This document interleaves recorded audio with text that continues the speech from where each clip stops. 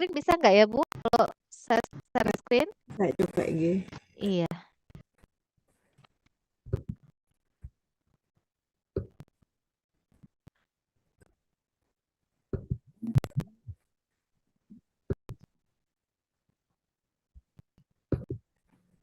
Bisa ya Bu?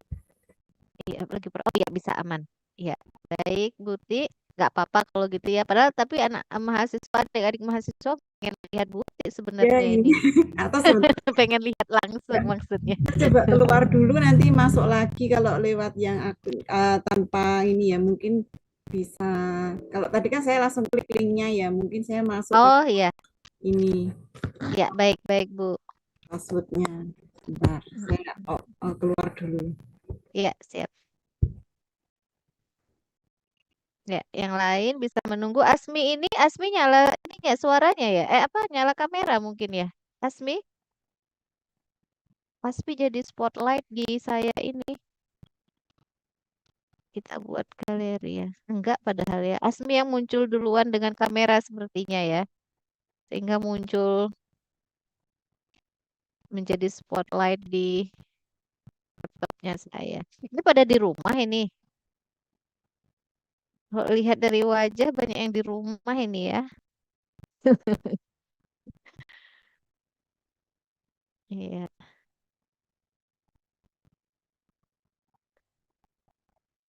Ini yang di luar prodi kimia, apakah ada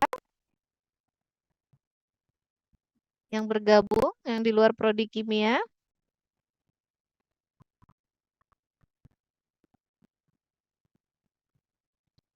Nggak ada ya, kimia semua ini. 22, 10, 60. Oke.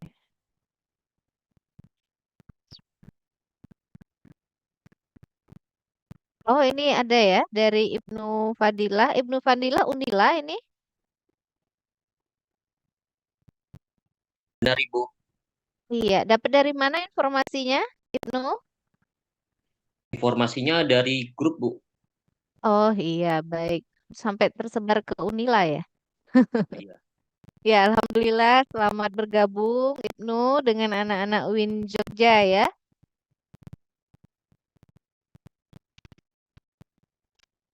Ada lagi selain Ibnu selain Mas Ibnu yang bergabung?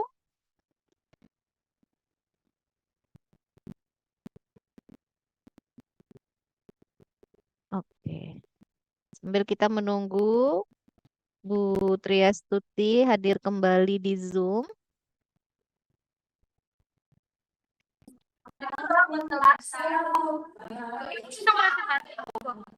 Bu Pak Sam.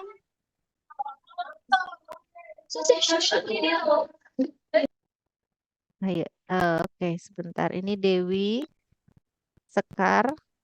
Dewi Sekar ini dari mana nih? Bu, maaf tetap tidak bisa nyala Bu video saya. Oh iya, baik, nggak apa-apa Buti, nggak apa-apa. Nanti yang penting bisa suara dan screen-nya ya, apa PPT-nya bisa terlihat. Iya. Baik, kita mulai saja mungkin Buti. Sepertinya ini ada mahasiswa S2 saya ikut. Begitu. Oh iya, sip, baik, ya, senang sekali. Baik, ini ada juga dari Unila tadi nih Buti, ada dari Universitas Lampung. Iya. Ya, baik, kita mulai. Assalamualaikum warahmatullahi wabarakatuh. Waalaikumsalam warahmatullahi wabarakatuh. Ya, alhamdulillah hari ini kita di semester ini pertemuan pertama untuk kuliah tamu ya, dan alhamdulillah hari ini sudah hadir bersama kita semua Bu Triastuti Dr. Sulistianingsih dari Universitas Negeri Semarang. Beliau adalah bidang keahliannya kimia lingkungan. Beliau kakak kelas saya ketika S3 sekaligus sahabat saya ya, teman berdiskusi begitu. Karena sama-sama kimia lingkungan. Baik, Buti, nanti mungkin untuk pertemuan hari ini kami persilakan kepada Buti untuk berbagi ilmu kepada kami semua tentang bagaimana penerapan kimia hijau dalam sintesis senyawa kimia. Dan kemudian nanti setelah itu saya akan membuka sesi tanya jawab dan diskusi. Silahkan nanti mahasiswa yang ingin bertanya boleh bertanya secara langsung atau menulis di kolom chat begitu ya. Begitu saja mungkin Putih, untuk mempersingkat waktu saya langsung silakan kepada Bu Putih. Silakan. Ya, terima kasih Bu Maya. Assalamualaikum warahmatullahi wabarakatuh. Waalaikumsalam warahmatullahi Selamat wabarakatuh. pagi teman-teman semua itu ya. Mohon maaf ini ternyata video karena tidak bisa, jadi saya munculkan foto saya saja begitu. Semoga bisa mewakili. Padahal sudah dandan ini tadi loh ya, sudah bedaan, tapi ternyata kok ya videonya tidak mau muncul ini ya. Jadi mohon maaf sekali. Baik, ini nanti kita sharing saja begitu ya. Mungkin karena kuliahnya sama ya. Kalau di tempat saya ada 2 nama mata kuliah. Kalau yang S1 itu kimia berkelanjutan, kemudian untuk yang prodi S2 itu ada kimia hijau ya, dan implementasinya begitu. Jadi mungkin kalau yang di UIN itu juga kimia hijau ya, Bu Maya ya. Ya. Iya, kimia hijau untuk S1. Jadi mungkin nanti ada yang sudah disampaikan oleh Bu Maya, karena biasanya Bu Maya itu ketika memberikan kuliah itu komplit jerit itu ya istilahnya ya. Jadi benar-benar totalitas semua ilmunya dibagikan. Jadi mungkin nanti ada yang sama yang sudah pernah gitu. Ya, ini saya sharing dulu untuk PPT-nya. Oke. Mungkin sudah terlihat atau tapi belum slideshow ya. Iya, sudah terlihat namun belum slideshow, Bu. Nah, ya.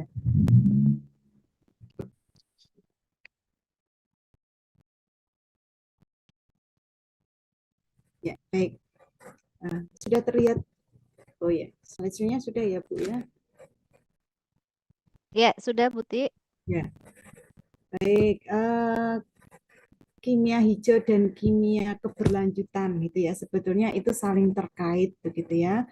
Nah, di sini akan saya sampaikan untuk sintesis kimia yang lebih ramah lingkungan. Jadi saya biasanya kan kita seringkali dengan istilah green synthesis gitu ya, atau sintesis hijau. Itu juga bisa dikatakan sintesis yang ramah lingkungan karena kita juga memperhatikan nanti bagaimana efeknya terhadap lingkungan mulai dari bahan baku yang kita gunakan, kemudian bagaimana metode atau prosedur ketika kita mensintesis itu harus mengurangi bahaya terhadap pelaku ya, karena kan kita tidak mau ya dikatakan masuk di kimia itu ke masa depan suram begitu. Kami Ya, maaf, ini Ihya Ulumuddin, ini suaranya keluar. Ini saya kok nggak bisa meng-unmute ya. baik, Ya. saya lanjutkan. Jadi dulu kan biasanya kalau kita masuk kimia karena berinteraksi dengan bahan-bahan kimia yang tentu saja toksisitasnya ini tinggi begitu ya istilahnya. Jadi kalau orang-orang kimia itu dianggapnya madesu gitu ya, masa depan suram gitu. Apalagi nanti kalau bekerjanya di batan yang dulu itu radioaktif ya di itu, sehingga ada istilahnya orang di batan tidak bisa punya anak itu, padahal jabatan itu anaknya juga banyak-banyak itu ya, putranya juga banyak-banyak, jadi tidak masa depan suram begitu ya. Nah, kaitannya di sini kita mengarah ke kimia hijau itu supaya juga nanti masa depan kita masih tetap cerah dan kita yang karena bertanggung jawab di bagian laboratoriumnya itu sebisa mungkin nanti inovasi yang kita hasilkan atau produk yang kita hasilkan itu juga tidak berbahaya bagi pengguna dan lingkungan. Nah, di sini nanti akan ada beberapa hal yang saya sampaikan terkait bagaimana kita bisa mensintesis material ataupun senyawa kimia yang lebih ramah lingkungan dibandingkan dengan metode konvensional yang sebelumnya sudah ada.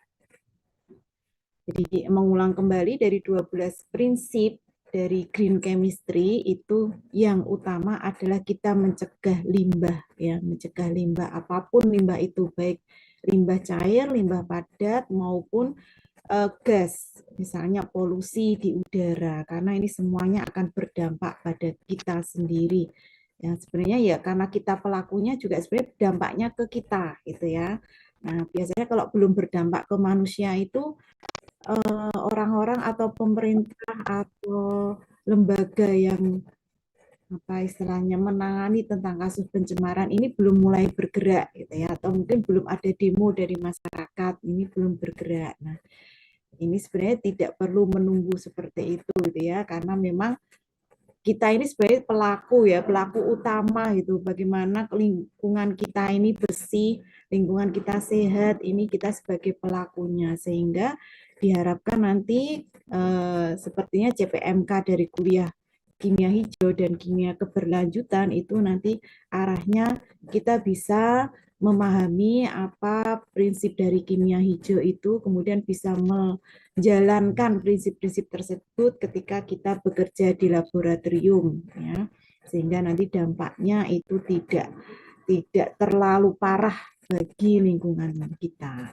Jadi dengan meningkatnya kepedulian terhadap lingkungan dan keberlanjutan, industri kimia pun sudah mulai beralih ke pendekatan kimia hijau, ya, yang biasanya kita juga sebut sebagai green chemistry, untuk mengurangi dampak negatif dari proses sintesis, sehingga nanti akan berlanjut pada kimia keberlanjutannya, gitu ya, atau pembangunan berkelanjutan ini tidak bisa lepas dari kimia, gitu ya, karena produk-produk yang dihasilkan ini biasanya pasti akan melibatkan senyawa kimia atau bahan-bahan kimia, entah itu kimia sintetis ataupun kimia organik, gitu ya.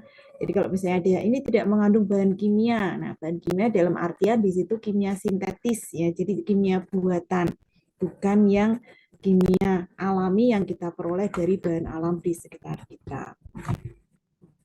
Jadi diharapkan nanti dari penerapan kimia hijau sudah minim sekali limbah yang ada di lingkungan, sehingga khususnya untuk Indonesia ini bisa mencapai tujuan Indonesia bersih, Indonesia sehat, ya, semoga gitu ya, karena itu tujuannya di 2025 ini gitu ya. Tapi kalau kita melihat sekeliling kita ternyata ya sepertinya kok masih banyak yang perlu dibenahi.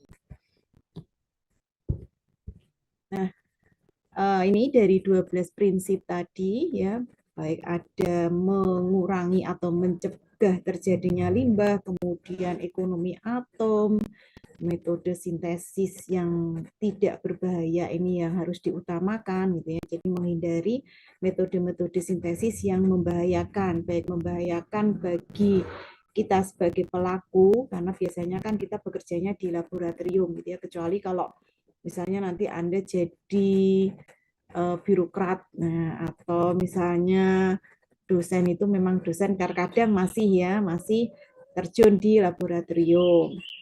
Nah, kalau kita melihat profesor, kalau di televisi, di film-film itu ya, profesor itu kan sampai botak kepalanya, kemudian yang dipegang Erlenmeyer, ya, yang mungkin ini Profesor Maya ini juga demikian gitu, yang dipegang Erlenmeyer terus ya, masuk lab terus. Tapi kalau botak tidak gitu ya, karena masih muda gitu ya, masih muda tapi sudah profesor, ini luar biasa. Nah, kemudian di sini kan berbagai macam bagaimana kita ya, kemarin mungkin ya di ekonomi atom ini sudah diberikan penjelasan juga, yang penting itu sebenarnya bukan randomnya ya, kita mendapatkan randoman 100% itu belum tentu ekonomi atomnya atau produk yang kita inginkan ini juga 100%, karena 100% ini untuk randoman itu bisa juga penjumlahan dari produk yang kita inginkan dan produk sampingannya. Sehingga ketika kita melakukan suatu sintesis, diharapkan produk sampingannya ini seminimal mungkin. kita bisa mendapatkan produk yang kita inginkan ini sebanyak-banyaknya.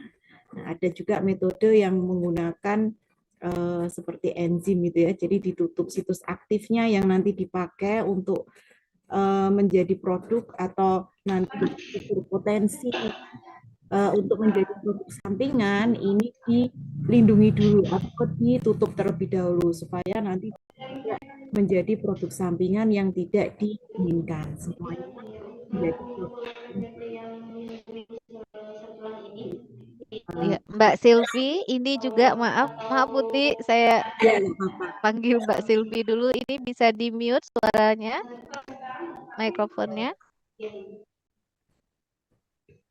Mbak Silvi Nuraini.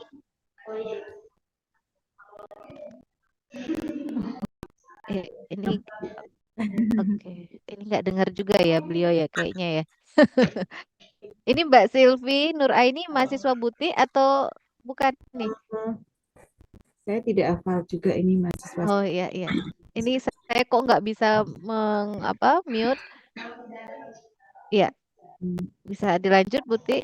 Mudah-mudahan segera sadar ya. Aduh tapi agak kenceng ya suaranya.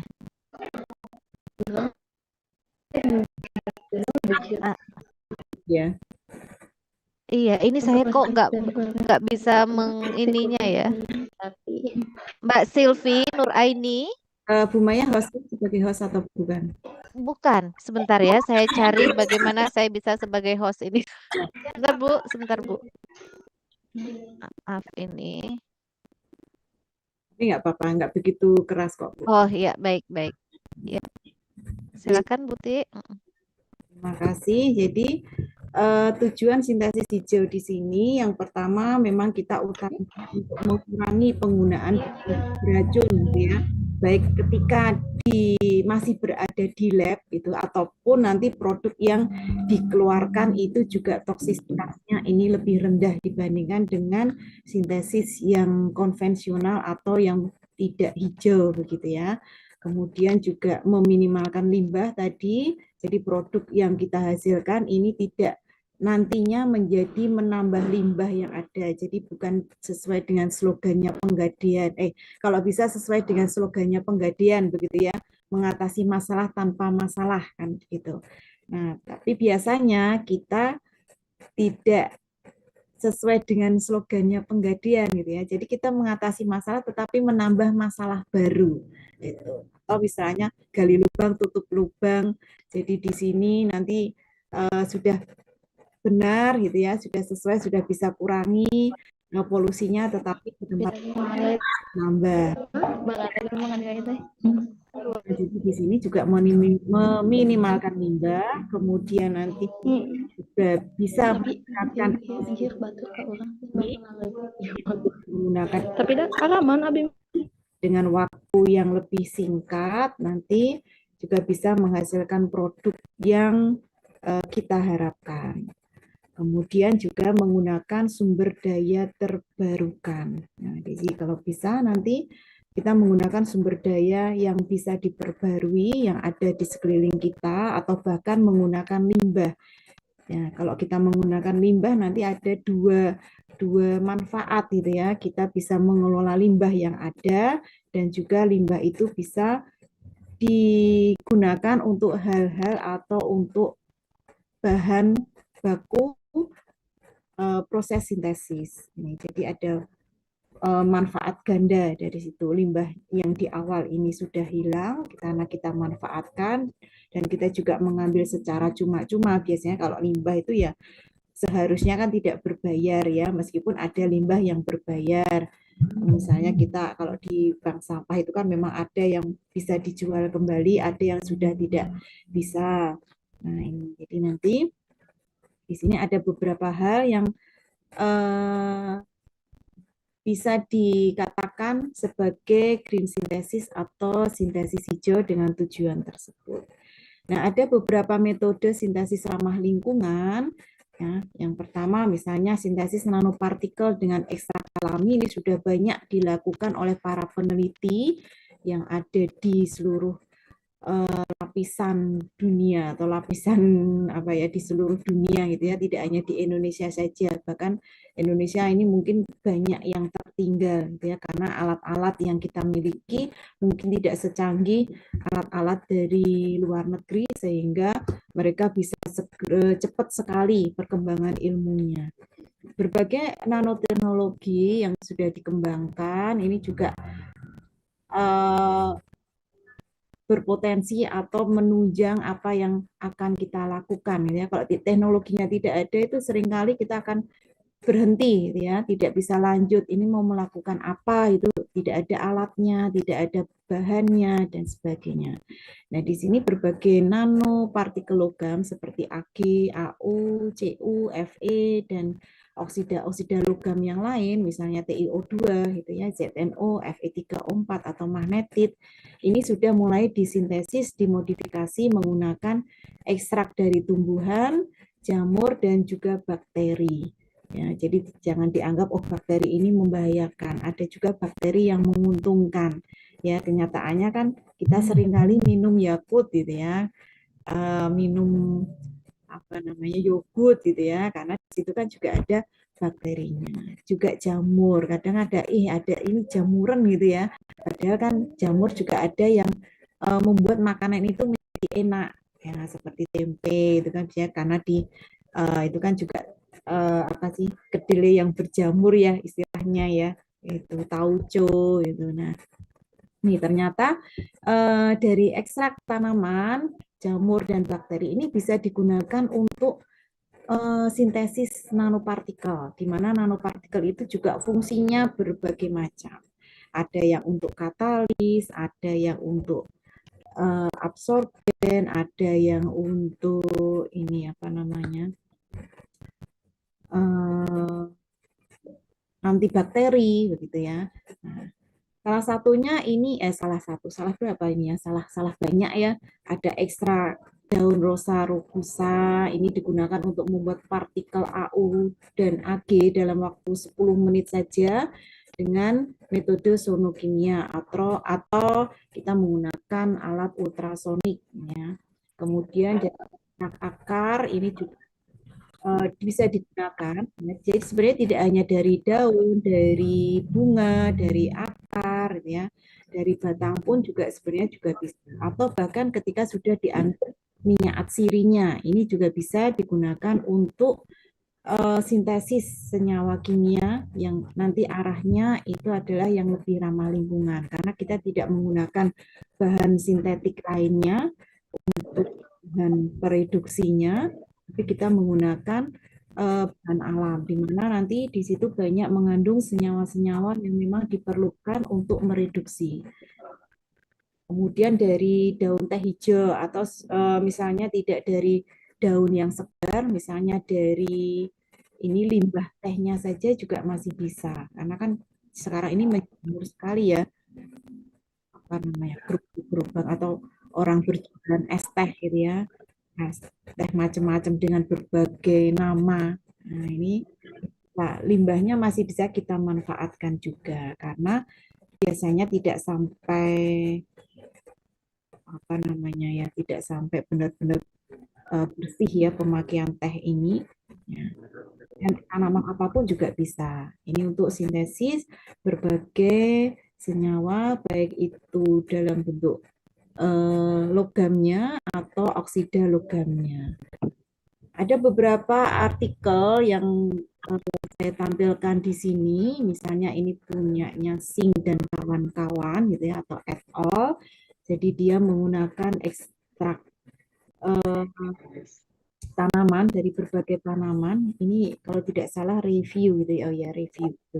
Jadi mereview dari artikel-artikel yang sudah ada bagaimana ekstrak dari tanaman, bagian dari tanaman itu digunakan untuk mensintesis nanopartikel.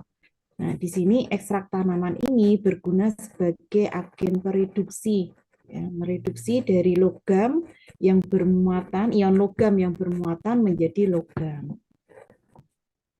Penelitiannya Bu Maya dulu ya, dari AuCl, jadi Au yang bermuatan menjadi Au. Nah, ini kalau dilanjutkan bisa menjadi ini nih pengusaha emas gitu ya. Nah, luar biasa ini pengusaha emas. Jadi gaji pegawainya bisa kalah ini dengan hasil mendulang emasnya ya dari hasil penelitiannya. Nah, jadi di sini di jurnal Sing dan kawan-kawan itu dia sudah mereview, ada yang menggunakan daun, ada yang menggunakan bunga, ada yang menggunakan akar, ada yang menggunakan biji buah, kulit buah begitu ya, atau dari buah-buahnya sendiri ya. Nah, ini ternyata setelah diekstrak ya, kandungan senyawa organik diantaranya ada flavonoid gitu ya, ada tanin, di situ mengandung gugus OH fenolat, ada gugus karboksilat. Ini ternyata bisa berfungsi untuk mereduksi ion logam ya, yang digunakan sebagai prekursor untuk membentuk nanopartikel logam. Dan juga selain dia berfungsi sebagai bioreduktor gitu ya, itu juga sebagai capping agent. Jadi dia menyelimuti yang logam tadi ketika pada proses nukleasi atau pembentukan kristal dia tidak membentuk agregasi atau tidak membentuk gumpalan-gumpalan karena terlindungi oleh senyawa organik yang ada di dalam ekstrak tanaman tersebut. Sehingga nanti akan memiliki ukuran yang lebih kecil ya, ukuran nano. Nah, dari ukuran yang bervariasi ini, maka nanti aplikasinya juga bervariasi gitu ya. Misalnya, oh kita butuh ukuran yang kecil. Nah, nanti ada modifikasi-modifikasi, entah mungkin modifikasi dari pH, entah mungkin modifikasi dari temperaturnya, atau mungkin modifikasi dari alat yang digunakan, apakah menggunakan mekanik atau menggunakan ultrasonik. Ini bisa untuk membantu mereduksi ukurannya lagi gitu. Nah, sehingga nanti aplikasinya bisa bervariasi juga. Tujuannya apa? Apakah mau digunakan untuk fotokatalis ataukah mau digunakan untuk treatment limbah gitu ya. Misalnya absorpsi gitu. Atau sebagai membran ya, membran mana nanti untuk penyaringan gitu ya. Atau nanti digunakan untuk pertanian misalnya sebagai slow release fertilizer atau slow release SRF ya. Nah, ini jadi dia mengemban pupuk sehingga pupuk tadi ketika diaplikasikan ke tanaman dia akan keluar sedikit-sedikit sesuai dengan kebutuhan tanaman tersebut. Kalau tanpa agen SRF tadi itu kan begitu kita menambahkan pupuk dia ya sudah kena air nanti langsung hilang, kena apa mungkin panas atau iklim itu nanti cepat hilangnya atau diambil langsung oleh tanaman gitu ya. Pada tanaman misalnya butuhnya hanya sedikit tapi karena di situ ada banyak akhirnya diambil semua. Nah, tapi banyak yang hilang juga karena kebutuhannya yang minimalis tadi. Makanya kalau ada ditambahkan agen untuk SRF-nya maka kebutuhan pupuknya ini akan tercukupi dalam waktu yang lama. Kemudian bisa juga diaplikasikan di kesehatan. Kesehatan bisa sebagai drug release mungkin ya. Jadi dia membantu obat tadi mencapai targetnya. Nah, ini jadi skema ya, ini skema ini saya ambilkan dari jurnal tersebut ya. Bagaimana prosesnya atau mekanismenya ketika ekstrak tadi bertemu dengan ion prekursor ion logamnya dalam membentuk nanopartikel logam. Nah, kemudian ada juga di sini untuk green synthesis dan karakterisasinya ini menggunakan tadi ya ekstrak yang Rosa-Regusa. Ini penelitiannya Dubé et al. Jadi ketika dia menambahkan ekstrak untuk mereduksi prekursor ya, sehingga dia mendapatkan AU dan AG dalam ukuran nano ya. Ini ternyata berhasil. Dia di situ mendapatkan AG nano itu apa namanya? Ukurannya ya 12 nanometer untuk yang AG Kemudian yang AU ini 11 ya, 11 nanometer ini. Jadi memang sangat kecil ya, karena dia menambahkan ekstrak tersebut. Nah, nanti mungkin kalau yang Anda ingin mendapatkan yang nano-nano, biasanya kalau di judul penelitian skripsi itu ada nanopartikel gitu ya, ada kata-kata nano, berarti harusnya nanti yang tercapai adalah nano gitu ya, ukurannya nano. Di bawah 100 nanometer gitu. Kalau ternyata ketika hasil sintesis belum mencapai nano, berarti ya biasanya pengulangan gitu ya, karena makanya penelitian ini tidak bisa cepat gitu ya, tidak bisa cepat, tidak bisa diharapkan nanti 1 bulan nih saya selesai nih penelitian. Ini susah untuk mahasiswa kimia, apalagi nanti untuk karakterisasinya kita masih menunggu gitu ya, karena antrian alat.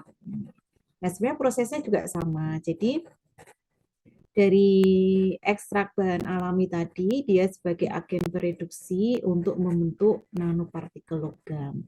Ya, jadi bisa dari OH fenolatnya, bisa dari karboksilatnya, ya. Jadi di mana ketika ada transfer atau ada pemberian pasangan elektron bebas atau H+, maka di situ akan ada proses reduksi. Nah, dari yang Ag yang bermuatan nanti tereduksi menjadi Ag0 dan ukurannya itu sangat kecil. Ini yang dari Dubé. Kemudian ada lagi, ya, jadi kita mengarah, ini sebenarnya tidak semuanya penelitian saya begitu ya, atau penelitian kami itu. Jadi saya juga ambilkan dari penelitian-penelitian yang sudah eksis ini.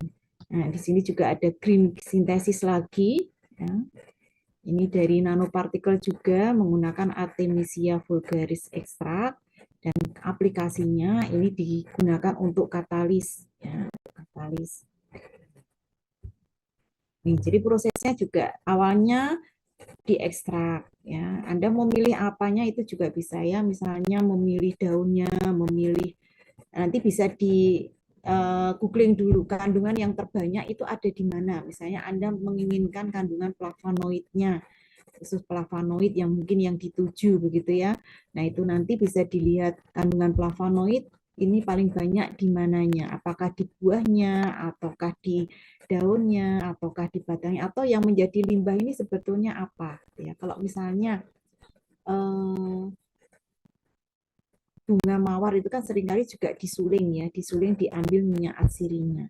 Nah, kira-kira itu kan masih bisa digunakan, itu ada manfaatnya. Nah, kira-kira yang tidak bermanfaat itu dari apanya? Kalau daunnya bunga mawar sebenarnya nggak ada yang memanfaatkan, nah ini bisa dimanfaatkan, ya. Nanti setelah kering, kemudian dihaluskan, ya, dikecilkan ukurannya, kemudian nanti diekstrak, bisa dengan maserasi atau mungkin dengan cara ekstraksi, destilasi, begitu. Nanti setelah didapatkan ekstrak tanamannya, maka nanti bisa ditambahkan dengan prekursornya. Misalnya mau membuat Ag, akan menggunakan AgNO3. Kemudian di situ nanti ekstrak tanaman itu akan mereduksi dari Ag positifnya dan juga dia menyelimuti sebagai capping agentnya, sehingga nanti akan diperoleh Ag yang ukurannya nano, ya, diharapkan seperti itu. Sehingga nanti Anda perlu karakterisasi juga, ya, karakterisasinya bagaimana bisa melihat atau mendapatkan partikel ukuran nano itu kan tidak bisa dilihat dengan kasat mata, ya, jadi harus diukur dengan alat. Misalnya dengan PSA itu nanti Anda akan mendapatkan ukuran partikelnya. Lalu kemudian digunakan untuk aplikasi. Ini adalah mekanisme yang diusulkan atau yang diduga, mekanisme yang dimungkinkan proses reduksi Ag oleh senyawa asam fenolat.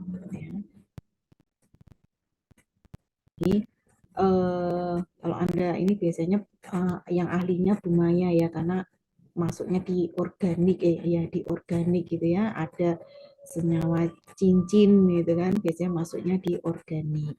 Nah, ternyata organik dan anorganik ini bisa didekatkan, yang dulunya musuhan ya. Nah, dulu itu sebenarnya agak musuhan ini anorganik dengan organik karena kadang beda istilah atau beda pengertian. Kalau ionisasi menurut anorganik ini adalah ini. Ionisasi menurut organik ada sedikit berbeda. Akhirnya dengan modifikasi bahan anorganik dengan bahan organik, nah ini orang-orang organik dan anorganik akhirnya menjadi bestie ya. Kayak saya dari anorganik ini ya, Bu Maya dari organik. Ternyata ketemu karena ada modifikasi dari senyawa organik dengan senyawa anorganik.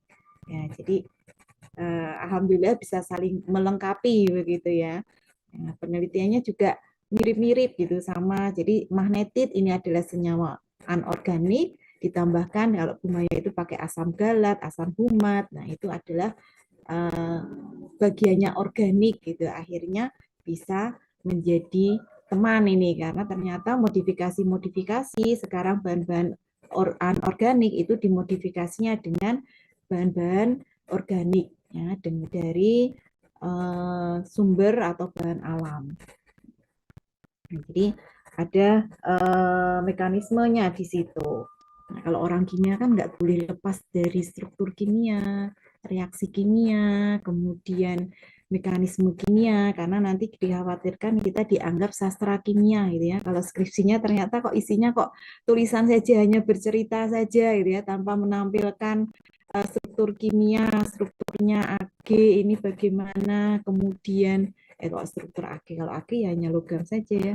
Nah, buletan saja gitu ya. Atau misalnya mekanismenya. Nah, ini kita biasanya dianggap sebagai sastra kimia. Jadi sebisa mungkin kan tetap yang ditampilkan ada reaksi-reaksi kimia, ada mekanismenya seperti itu. Ini ada pembuatan tadi yang di bawah beda ya. Kalau yang di bawah ini adalah pembuatan CDS quantum dots. Itu juga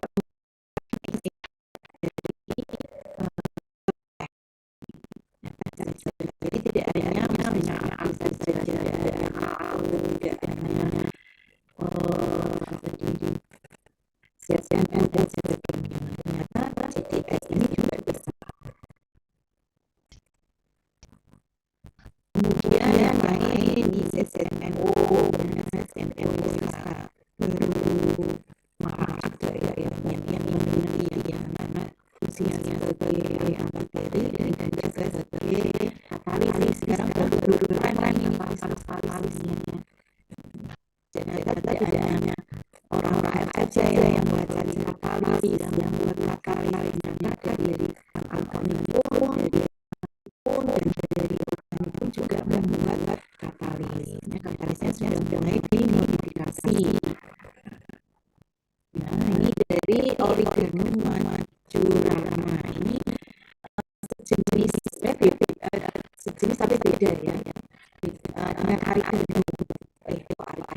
Origanum yang itu saya apa namanya itu masaknya ya. Itu jadi ya rasanya sama tapi beda. Nah, dia tidak memberikan di sini bagaimana proses prosedur kerjanya. Jadi dari daunnya itu dimarinasi, kemudian nanti didapatkan ekstraknya, ekstraknya dibakar, itu kemudian digunakan atau ditambahkan pada larutan zinc nitrat. Selanjutnya dipanaskan. Prosesnya bagaimana? Itu sebagai caking agent di sini. Ya, sebagai caking agent di situ. Jadi perlu diperhatikan juga apakah tidak selamanya dia menjadi bioreduktor ya. Kalau di situ di dalam reaksi pembentukannya atau reaksinya tidak ada proses reduksi ya. Seringkali karena seringkali begini kan di situ ada istilahnya bioreduktor ya. Tapi ternyata tidak ada proses reaksi reduksinya. Berarti bioreduksi di situ dikatakan sebagai mereduksi ukurannya. Tetapi kalau di dalam proses sintesis itu ada reaksi redoksnya, ada reaksi reduksi dalam artian yang redoks, berarti memang dia bisa dalam artian reaksi redoks. Tapi kalau tidak ada reaksi reduksinya atau reaksi oksidasinya, berarti istilah reduksi, bioreduksi di sini adalah mereduksi ukurannya dengan cara dia sebagai gapping agent-nya tadi.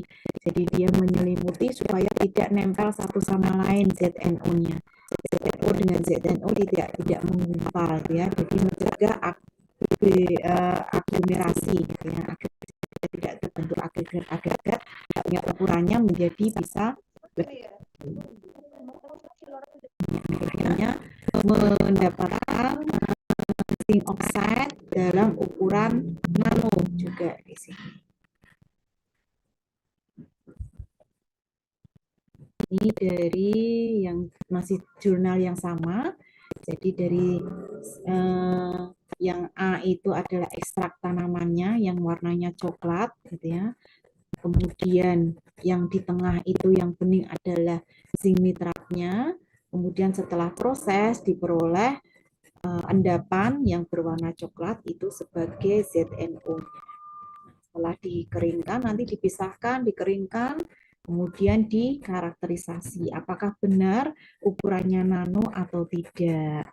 Bagaimana kalau tidak? Ya coba diulang lagi. Karena kadang kita masak itu kan takarannya sama, tapi ketika pelaksanaannya berbeda, maka hasilnya bisa berbeda juga, gitu ya.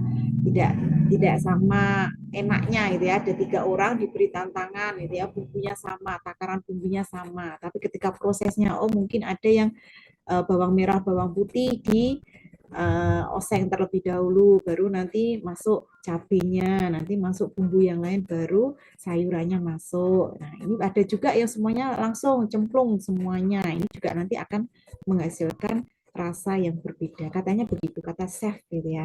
Kata yang pinter masak gitu. Itu bisa dicoba. Nah, ini ternyata setelah dianalisis ya, dicek ukurannya itu 1,36 nanometer. Ternyata sangat kecil sekali. Benar ya, 1,36 ya. 1,36 nanometer. Penyebarannya sangat kecil, ukurannya sangat kecil. Ya, semoga nanti kalau kita sintesis langsung berhasil gitu ya, tidak ada pengulangan-pengulangan. Jadi sebulan selesai, sebulan langsung bisa aplikasi, selesai, tidak ada 1 semester sudah lulus gitu ya. Ini harapan kita sebagai orang kimia. Nah, kemudian kalau ini dari jurnal kami gitu ya, saya dan teman-teman dan juga ada mahasiswa yang membantu. Ini juga kami klaim sebagai green synthesis karena menggunakan daun gaharu ya, ekstrak daun gaharu, kemudian digunakan untuk modifikasi magnetit. Ya, kalau Bu Maya kan menggunakan kulit jengkol gitu ya. Sebenarnya di sini kalau musim jengkol itu banyak sekali gitu ya. Di daerah saya ya, di daerah saya di Gunung Pati Semarang ini kalau pas musim jengkol, wah ini penjual jengkol ini bermunculan untuk menawarkan entah jengkol mentah, entah jengkol rendang, entah apalah begitu, karena memang di sini masih banyak pohon jengkol gitu ya. Tapi kemarin tidak kami manfaatkan ya, dimanfaatkan Bu Maya gitu. Saya ikut jadi anggotanya gitu ya. Nah, ini alhamdulillah untuk mendapatkan daun gaharu ini tidak sulit karena di depan rumah saya ini ada beberapa tanaman gaharu gitu ya. Jadi karena tidak termanfaatkan, karena memang kalau masih kecil kan belum bisa ya diambil untuk didestilasi, untuk diekstrak ini diambil minyaknya. Ini memang harganya kalau dibandingkan dengan absorbennya lebih mahal minyaknya gitu ya, karena kan gaharu ini kan juga pengharumnya Ka'bah itu kan juga dengan menggunakan minyak gaharu ya. Nah, kami memanfaatkan daunnya. Ya, daunnya dibuat ekstraknya ya, dibuat bubuk dulu, dikeringkan. Memang agak sulit karena ini di daun gaharu itu ada lapisan lilinnya atau lapisan apa ya. Jadi daunnya itu kalau misalnya kalau dilepas, bahasa Jawanya dikletek itu apa ya bahasa Indonesianya, dikupas gitu ya. Itu ada 2 lapisan. Jadi ada lapisan yang membuat dia liat gitu ya, liat ketika dihancurkan. Ini memang tantangannya begitu. Ada yang daun tidak ada lapisannya, lapisan apa namanya, lilihnya gitu ya, atau tidak ya ada tapi sedikit gitu ya, tapi tidak terlalu tebal. Tapi kalau daun baru ini lumayan tebal gitu ya. Tapi Anda bisa kita hancurkan, kemudian kita ambil ekstraknya. Nah, ini caranya sebenarnya hampir sama ya dengan metode-metode yang lainnya, cuma mungkin variasinya dari suhunya, kemudian dari pencampurannya gitu ya, kecepatan pencampurannya. Nah, ini mungkin yang bedanya di situ. Metodenya juga bisa menggunakan secara mekanik, bisa ultrasonik, tapi di sini kemarin kami tidak menggunakan ultrasonik, jadi dengan mekanik biasa gitu ya. Setelah didapatkan ekstrak, kemudian digunakan untuk sintesis magnetiknya. Aplikasinya untuk absorpsi. Absorpsi ini yang kami lanjutkan untuk aplikasinya. Kemudian ini ada beberapa apa namanya, beberapa jurnal yang bisa diacu. Di situ ada referensinya ya. Ini saya ambilkan dari International Journal of Nanomedicine. Nanti mungkin bisa dicari juga. Jadi ada beberapa spesies atau bagian ya, bagian yang digunakan atau tanaman-tanaman ya dari sumber alam yang digunakan ya. Ada jeruk ya, kemudian ini banyak sekali ya macamnya. Nah, biasanya nama-nama biologi ini yang hafal ini ya, yang orang-orang biologi yang nama spesies tanaman ini yang hafal ya. Kemudian di situ ada yang diambil bagian buahnya, bagian bunganya, bagian daunnya. Jadi semuanya bisa kita ambil. Ya. Kemudian ukuran yang diperoleh ternyata juga bervariasi. Ada yang memang diperoleh ukuran nano, tetapi ada juga yang di atas 100 nanometer. Sehingga tidak bisa sebenarnya dikatakan nano ya kalau di atas nanometer ya. Tetapi kalau untuk aplikasinya tidak masalah ya, tidak harus nano, itu tidak masalah itu. Kalau misalnya sebagai antibakteri supaya kita bisa menerobos membran sel bakteri tersebut memang dibutuhkan ukuran yang kecil ya. Nah, tapi kalau misalnya tidak pun ya sebenarnya tidak masalah gitu. Jadi masih bisa diaplikasikan. Dan ukurannya juga ukuran apa bentuknya ya, bentuknya ada yang bulat, ada yang bentuk kristal biasa, bentuk apa kayak bunga gitu ya bentuknya. Ini bisa dilihat ketika kita karakterisasi SEM. Karakterisasi SEM kita bisa melihat.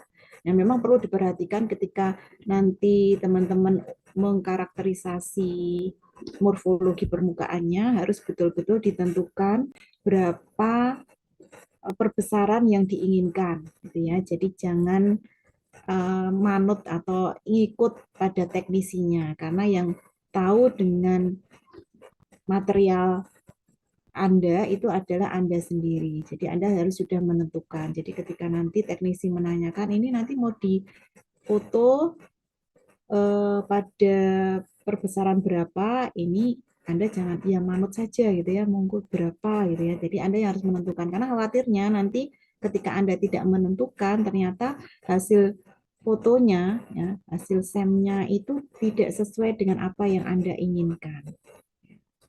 Karena ya tidak sesuai itu tadi perbesarannya.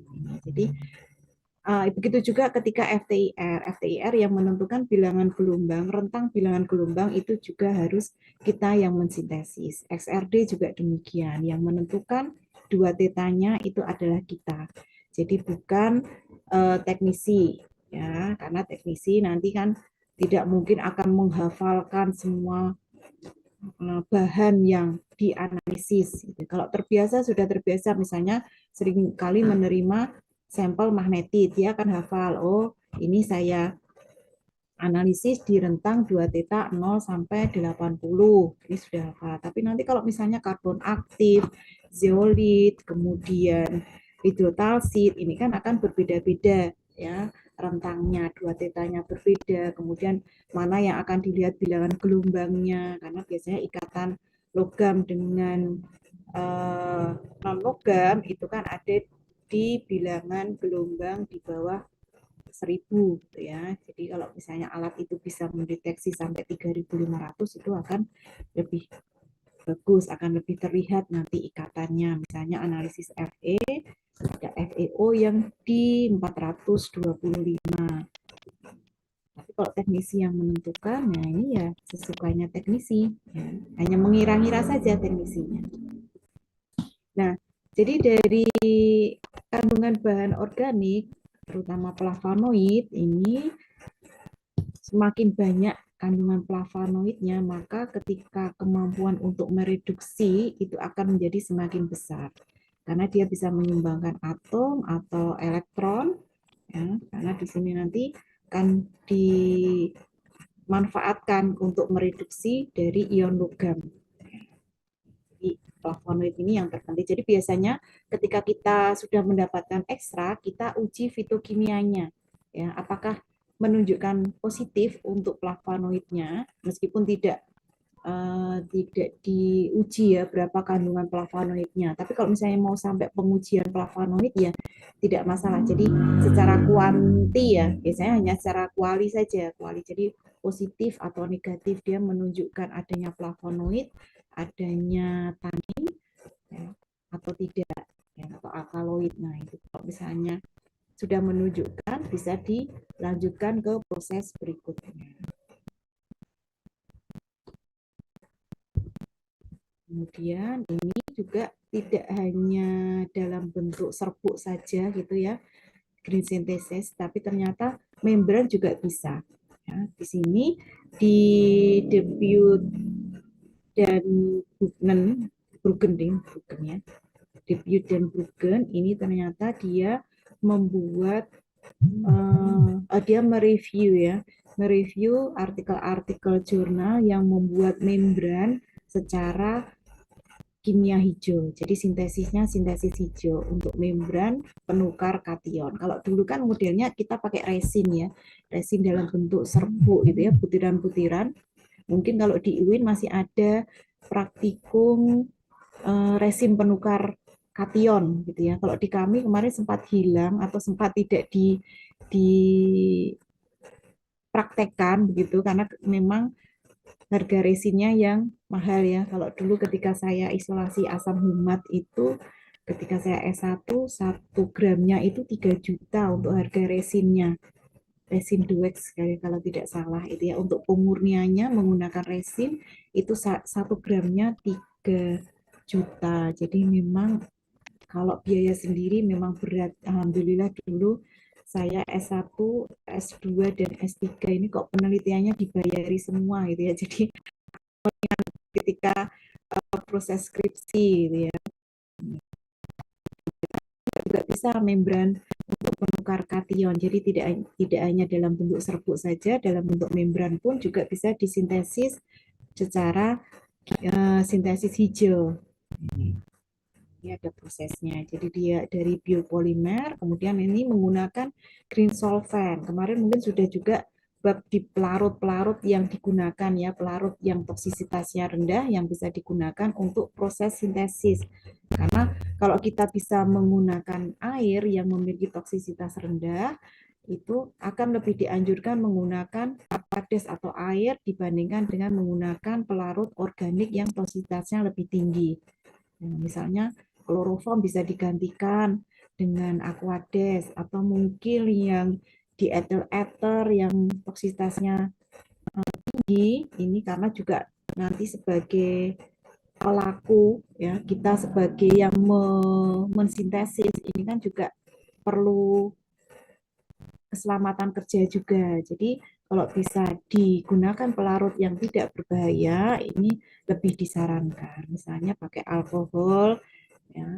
Ini yang toksisitasnya lebih rendah. Nah, ini bisa menggunakan pelarut yang lebih rendah, pelarut yang toksisitasnya lebih rendah gitu ya. Nah, jadi sebenarnya tidak hanya menggunakan bahan tadi, bahan utama misalnya dari tanaman, tapi juga bisa dari pelarutnya. Sehingga nanti karena kita menggunakan pelarut hijau juga, Itu maka membran yang berhasil dibuat itu juga bisa dikategorikan dalam sintesis hijau. Nah, karena komponennya banyak sekali ya. Nah, ini untuk yang energi alternatifnya. Kalau tadi kan dari bahan alamnya yang bisa digunakan. Kemudian dari alatnya, ya, dari alat-alatnya atau dari prosedur piranti yang kita gunakan ketika kita mensintesis. Jadi ada yang menggunakan ball mill ya atau ball milling. Jadi di sini menggunakan metode bebas pelarut atau nir pelarut tanpa pelarut sama sekali ketika kita mensintesis. Kalau dulu ketika saya S3 begitu, itu ada mahasiswa S2 dan mahasiswa S1 yang dia membuat hidrotalsit dan membuat magnetit ini tanpa pelarut. Jadi prekursornya itu dicampurkan, kemudian tidak menggunakan ball mill yang alat yang bagus gitu ya, atau alat yang memang sudah instrumen yang baik gitu ya, tapi hanya digerus saja. Jadi pakai ini lumpang alu ya, kalau saya itu digerus dengan kecepatan yang ya agak cepat juga ya, kayak gerus kayak membuat ini loh. Kalau mungkin kalau adik-adik yang putri ini kalau di salon gitu ya, kalau mau di masker itu kan biasanya kan SPG-nya atau mbaknya itu kan gerus masker itu ya sebelum digunakan itu ya. Nah, itu sama. Jadi ketika itu kan kami biasanya saling tukar informasi apa yang dilakukan, apa yang diteliti gitu ya, saling ngobrol. Nah, Mbak S1 itu baru gerus ini membuat hidrotalsit yang nantinya digunakan untuk lotion gitu. Jadi dia tidak menggunakan pelarut. Tapi kalau punya ball mill yang memang bagus, sebenarnya di belakang ada gambarnya ini. Nggak lupa nanti ya coba. Ini ya akan lebih enak gitu ya. Tapi di tempat kami juga belum ada. Ball mill-nya ada, tapi ball mill yang besar. Biasanya untuk gerus misalnya tanah, kalau misalnya kita mau isolasi asam humat itu digerus itu, atau mungkin menggerus ini bahan lempung ya. Nah, kalau yang ukurannya kecil mini ini malah tidak ada gitu ya. Jadi khawatirnya nanti kalau kita sintesis dalam jumlah yang kecil ini malah habis nempel di ininya bolnya gitu ya. Nah, ini bisa kita menggunakan ball mill. Jadi ini akan dikatakan sintesis hijau juga karena kita tidak menggunakan pelarut ya. Pelarut apalagi pelarut yang berbahaya. Kemudian dengan radiasi microwave ya. Jadi dengan menggunakan microwave ini akan mempercepat reaksi kimia tanpa pelarut berbahaya juga. Nah, ini sudah mulai dikembangkan untuk reaktor ya, microwave ini ya. Ini juga penelitian di 2025 ini yang alhamdulillah kemarin jadi saya jadi tim beliau gitu ya. Ini memodifikasi microwave, alhamdulillah diterima di dana di BPM ini yang kemarin baru diumumkan gitu ya, karena modifikasi dari microwave. Biasanya kalau orang-orang teknik kimia begitu, karena kan dia harus memproduksi secara besar-besaran skala industri sehingga harus membuat ini alat yang memang nanti bisa dimanfaatkan. Kalau kita kan biasanya skala lab saja, kita membuat skala kecil, untuk aplikasinya pun hanya 10 mg gitu ya. Tapi kalau sudah nanti ke industri kan tidak bisa dengan skala yang kecil, harus skala yang besar. Sehingga perlu reaktor-reaktor yang memang dia mempercepat terbentuknya produk tanpa menambah bahaya dari proses ini pembuatannya. Kemudian juga bisa dengan hidrotermal ya prosesnya atau solvotermal. Ini akan meningkatkan kristalinitas suatu materi atau suatu sampel partikel, ya, suatu bahan. Nanti kalau misalnya diinginkan kristalinitasnya yang tinggi, maka bisa ditambahkan dengan proses hidrotermal. Kemudian bisa juga dengan menggunakan berbantuan ultrasonik atau sonokimia. Ini membantu pembentukan partikel yang ukurannya kecil dan homogen. Ultrasonik ini ada dua jenis ya, ultrasonic batch dan ada ultrasonic probe dalam bentuk probe yang cemplung gitu ya, yang dimasukkan ke dalam larutan. Ada juga yang bentuknya batch, itu biasanya untuk pembersihan, ya, untuk mencuci alat-alat gelas ini biasanya di lab juga menggunakan ultrasonic batch. Selain itu juga untuk mendispersikan. Ini ketika mau diuji PSA, ini pendispersiannya juga menggunakan alat ultrasonik. Nah, di sini saya menemukan ada artikel yang dia membandingkan metode antara sonokimia dan mekanokimia. Jadi menggunakan ultrasonik dan juga membandingkan metode yang tadi mekanokimia itu yang tanpa pelarut ya, yang menggunakan ball mill tadi.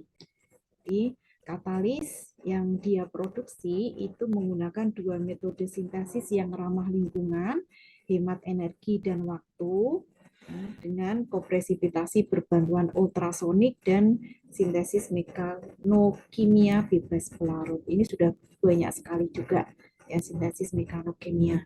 Nah, nanti kalau misalnya Anda ingin membuat atau mensintesis senyawa tanpa pelarut, nah ini bisa nanti rujukannya banyak ya, tinggal mencari, masuk saja di Science Direct, kemudian Anda cari itu apa namanya artikel-artikel ya. Nanti kalau misalnya belum bisa mendownload, nah itu bisa dikirimkan ke kami ya, nanti kami bantu gitu ya, mumpung ada langganan sebetulnya ya, kalau di UNES ini masih berlangganan Science Direct, jadi bisa download sebanyak-banyaknya ya. Jadi sintesis berbantuan ultrasonik ini merupakan teknik ramah lingkungan yang inovatif yang memungkinkan terciptanya material dengan sifat tekstur yang unik, distribusi ukuran yang lebih seragam, luas permukaan yang tinggi, karena kalau dengan ukuran yang kecil ini nanti akan memperbesar luas permukaan. Kemudian komposisi fase yang lebih terkontrol. Saya yakin di UIN juga ada ya alat ultrasonik, ya. Ada yang merakit sendiri, ada yang memang sudah buatan pabrik gitu ya. Sebenarnya sekarang orang-orang yang bisa merakit sendiri ya, yang mungkin masuknya di CEP ini kan juga bisa, CEP ini merakit alat-alat yang digunakan untuk sintesis. Ini juga nantinya sebagai peluang wirausaha ya. Karena sementara ini juga ada saya punya teman yang memang dia pekerjaan sampingannya selain sebagai dosen kimia juga punya tenaga untuk merakit alat-alat. Jadi kami biasanya pesannya di sana, entah itu magnetic stirrer, entah itu alat untuk pirolisis gitu ya, dan bahkan yang microwave yang kami kembangkan ini juga minta dibuatkan di sana. Jadi kami mengirimkan gambarnya, ini nanti mintanya seperti ini gitu ya. Nanti mereka sudah bisa membuat. Ini juga sebenarnya peluang usaha untuk mahasiswa kimia. Ternyata dari hasil sintesis katalis tersebut, di sini ada 4, ya, ada 4 katalis, ada yang fresh, kemudian diaktifasi dengan menggunakan gas sintetik atau syngas itu. Ternyata yang menghasilkan luas permukaan yang besar ini yang fresh, yang fresh. Karena ketika MgCuFe ini baik secara ultrasonik maupun mekanochemical ini diaktifasi atau dipanaskan dengan menggunakan campuran gas, itu akan merusak komposisinya atau merusak strukturnya, yang akan menurunkan luas permukaannya. Sehingga ya, aktivasi di sini menjadi tidak perlu kalau kita ingin mendapatkan luas permukaan yang besar. Misalnya untuk absorpsi atau untuk katalis ini kan perlu luas permukaan yang besar. Jadi tanpa proses yang berlanjut pun ini sudah menghasilkan hasil yang bagus. Nah, ini ball mill ya, ball mill yang bagus ya, yang canggih ya. Sepertinya kalau di tempat kami belum ada ini ball mill yang seperti ini. Nah, ini kalau mungkin bisa diusulkan ini ya. Saya jadi ada ide ini untuk mengusulkan penambahan alat ini kepada kepala labnya ini ya, supaya nanti punya ball mill kita bisa mendukung untuk sintesis hijau ya, tanpa pelarut. Di sini juga masih mechanical ya, sintesis tanpa pelarut juga, semua bahan-bahan dimasukkan ke dalam ball mill ya, kemudian nanti ball mill itu akan menggerus ya atau menyampur bahan-bahan yang kita gunakan tadi. Nah, ini yang parameter yang perlu diperhatikan itu adalah kecepatannya dan juga waktunya. Kecepatan penggerusan dan waktunya berapa lama. Ini nanti yang berpengaruh pada ukuran dari produk yang kita hasilkan. Jadi, pada dasarnya prosesnya setelah dihancurkan ya, membentuk nanti campuran, kemudian campuran itu nanti dicuci biasanya kan hingga pH netral gitu ya, kemudian dikeringkan. Ya, kalau cuci kan biasanya pakai aquades, jadi nggak masalah, kita nggak menggunakan pelarut yang toksisitas tinggi. Jadi hanya menggunakan aquades untuk pencucian, biasanya sampai pH netral, kemudian dikeringkan. Nah, sudah jadi ini produknya. Sebenarnya lebih simpel ya. Cuma terkadang kita terbentur pada alatnya. Ya, mungkin kalau di UIN ada ini bagus ini untuk sintesis mekanokimia ini ya. Di tempat kami belum ada yang bagus. Jadi masih ada ukurannya yang besar ya. Kalau dulu saya menggunakan ketika S1 itu memang untuk mengecilkan ukuran dari tanah karena saya mau isolasi asam lemak, jadi tanahnya harus di ball mill dulu dan alatnya gede sekali, itu dulu alatnya gede ya. Jadi memang ukurannya bisa sampai halus sekali ya. Jadi ketika kami mengayak pun ya, kami memisahkan itu butiran-butirannya, partikel-partikel yang sangat kecil dari tanahnya itu sampai masuk ke hidung ini. Jadi ketika membersihkan hidung ini hidungnya sudah hitam-hitam gitu ya. Ini jadi memang dia bisa untuk memperkecil ukuran. Tapi kalau kita skala lab hanya sedikit, kita menggunakan sedikit ya ball mill-nya harus yang kecil. Ya. Atau kalau tidak ada ball mill ya tadi dengan menggerus saja biasa pakai alu dan lumpang ini ya, seperti membuat yang dipakai untuk membuat obat ya, puyer. Nah ini dari hasil eksperimennya ternyata dari kondisi kecepatannya itu akan menghasilkan hasil karakterisasi yang berbeda-beda. Jadi misalnya dengan kecepatan 600 rpm itu ukuran kristalnya ini ya menghasilkan 8 untuk yang alfa Fe2O3 atau magnetite itu hematit atau magnetitnya saya agak lupa ya. Hematit ya. Hematit itu 18,8. Kemudian yang magnetit itu 23,9. Kemudian luas permukaan spesifiknya 50. Kalau yang speednya 200 itu ternyata menghasilkan ukuran yang lebih besar, tetapi luas ya ukuran yang lebih besar dan luas permukaannya lebih kecil. Volume porinya itu lebih kecil, ya saturasi magnetisasinya juga lebih kecil. Ya. Yang perlu diatur adalah kecepatan dan juga waktu ya, waktu menggerusnya tadi. Ini kalau di sini waktunya sama, milling time-nya 1 jam. Temperatur pemanasannya 100 derajat. Heating time-nya 20 jam. Pemanasan berlanjutnya. Jadi kalau ball mill-nya bisa disetting, RPM-nya ini akan lebih baik. Ya. Jadi nanti kalau misalnya dengan kecepatan yang rendah, ya seperti kalau kita goyang-goyang itu ya kecepatan rendah kan nanti ball mill-nya kan akan mengumpul di satu tempat ya, proses penggerusannya tidak akan maksimal. Kalau kecepatannya tinggi, nah itu bisa lebih homogen lagi, akan lebih maksimal. Kalau yang normal ya, jadi kayak kita ball mill itu misalnya kita di tengahnya dikasih kelereng gitu ya, kemudian masukkan ke tabung, kita goyang pelan dan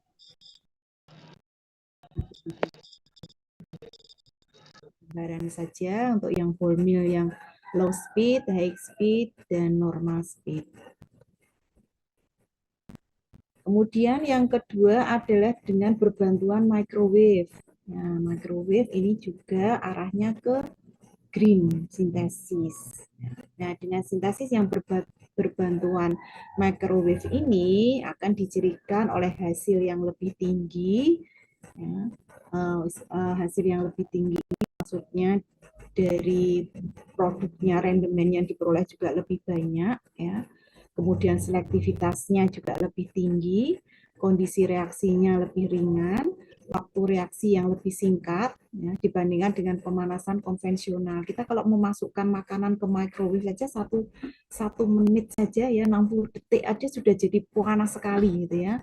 Memanaskan misalnya ada wah ini baksonya udah dingin nih kuahnya gitu ya, masukkan ke microwave, kita pencet gitu ya, yang waktu 1 menit saja itu ternyata sudah panas, makannya harus ditunggu lagi lebih agak dingin lagi. Nah ini karena memang dia dengan energi yang atau dengan panas yang lebih tinggi, energi yang tinggi gitu ya, nah, waktunya lebih singkat. Kemudian juga memungkinkan penggunaan pelarut yang ramah lingkungan atau kondisi bebas pelarut. Nah, di sini dua prinsip dari green chemistry yang bisa masuk adalah pelarut dan bahan pembantu yang lebih aman, dan juga dengan desain untuk efisiensi energi. Jadi dua prinsip dari green chemistry bisa masuk ini di sintesis berbantuan microwave. Tidak hanya satu saja, dua juga bisa, atau bahkan mungkin bisa dikaitkan dengan prinsip yang lainnya juga bisa, ya, akan meminimalkan limbah yang terbentuk, juga bisa.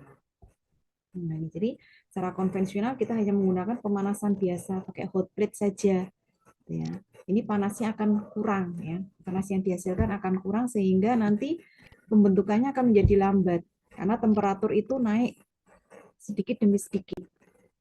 Dengan sedikit demi sedikit nanti akan membutuhkan waktu yang lebih lama. Beda kalau dengan microwave, cuma sebentar saja sudah langsung dapat panas yang tinggi, nah, sehingga waktu sintesisnya itu akan menjadi lebih cepat. Hanya saja perlu diperhatikan dengan suhu tinggi itu prekursornya rusak atau tidak, atau bahan-bahan yang kita gunakan ini rusak atau tidak, gitu ya. Seperti misalnya kita menggunakan bahan alam, itu kan kalau kita masih membutuhkan senyawa-senyawa organiknya, ya ini pemanasan biasanya dimaksimalkan di suhu 70. Nih, jadi nanti kalau menggunakan microwave, ya, tidak membuat karbon aktif ya, bukan berarti metode yang tepat gitu ya. Tapi kalau kita misalnya mau membuat karbon aktif dengan microwave di situ, sekalian ada proses pirolisis di sana. Nah, ini akan lebih dianjurkan gitu ya. Karena sekarang menggunakan furnace pun sudah menjadi metode konvensional. Karena pemanasannya yang lama dan juga pendinginannya, proses mendinginkan kembali itu lama. Kalau kita membuat karbon aktif masuk ke dalam furnace, nanti belum dingin, sudah kita buka, nah jadinya abu ya, nggak jadi karbon lagi, tapi jadinya abu. Nah ini yang sedang kami kembangkan, begitu, yang untuk penelitian tahun ini, jadi membuat biochar gitu ya, dan juga di sini digunakan microwave plasma pyrolyser. Jadi di situ microwave-nya sekaligus sebagai alat pirolisis. Jadi sudah tidak menggunakan furnace lagi, tetapi langsung dimasukkan bahan tadi, biomasanya langsung masuk di microwave. Di situ prosesnya sudah menjadi satu. Yang sebelumnya kami mengembangkan yang single magnetron itu, kemudian yang di dalamnya kavitinya ini dalam bentuk heksagonal ya, kemarin heksagonal. Kemudian ini yang nanti kami kembangkan itu adalah yang berupa oktagonal. Ya, kavitinya oktagonal. Jadi namanya itu samping-sampingnya itu ya. Jadi ini berbeda, cincinnya berbeda gitu ya. Ya, jadi mengembangkan jadi produk-produk biomasa yang dijadikan karbon aktif yang awalnya dulu pakai aliran gas nitrogen sendiri, kemudian masih dipanaskan dengan furnace. Kalau furnace kan tidak bisa, alatnya tidak punya yang menggunakan aliran gas nitrogen ya, dan tentu saja pasti dengan tanpa aliran nitrogen. Nah, ini kemudian dicoba dikembangkan menggunakan microwave.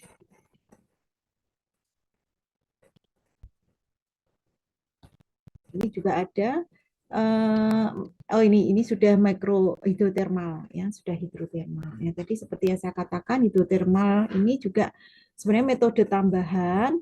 Ya, kalau Anda menginginkan kristalinitas yang tinggi, ini bisa ditambahkan metode hidrotermal. Tapi kalau tidak menginginkan kristalinitas yang tinggi, ya tidak perlu ada tambahan hidrotermal. Hidrotermal ini biasanya nanti akan bisa meningkatkan kristalinitas dan prosesnya juga berlangsung singkat. Di sini kan hanya maksimal biasanya 4 jam saja dan suhunya juga masih di suhu di bawah 200 gitu ya. Dan juga tanpa kontrol pH, agen pengompleks, dan ini akan menghasilkan produk akhir murni dengan hasil rembenemen yang lebih tinggi, sekitar 93%. Dan diharapkan juga ekonomi atomnya juga tinggi ini untuk metode hidrotermal. Kristalinitas bisa kita lihat dari hasil XRD-nya ya. Kita bisa melihat dari hasil XRD-nya. Ya, teman-teman juga sudah tahu bagaimana kita melihat kristalinitas dari hasil XRD gitu ya.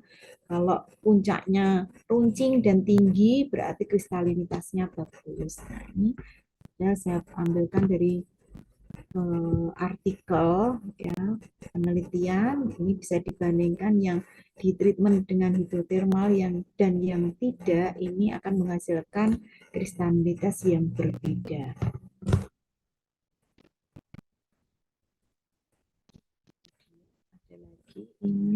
Ini biasanya kita pakai teflon gitu ya, pakai teflon, di situ dikunci rapat supaya tidak menguap pelarutnya, karena nanti kalau hidrotermal kalau tidak rapat nanti dengan pemanasan 150 derajat misalnya selama 2 jam atau 3 jam, ini pelarutnya bisa habis, bisa kering. Nah, ini gagal ya. Jadi ada yang menggunakan teflon saja, teflon yang putih ini ya, saya menggunakan yang putih ini, tapi asal kencang ya, kita bisa yakin bahwa itu tertutup dengan rapat dan tutupnya nanti tidak lepas ya ketika di oven pada suhu 150. Ini aman tanpa dimasukkan ke dalam reaktor besinya, wadah besinya. Tapi kalau tidak yakin, mungkin kan karena macam-macam ya, yang teflon putih ini ada yang bentuknya tutupnya ulir, ada yang cuma ditutupkan biasa saja kayak stoples yang ditekan.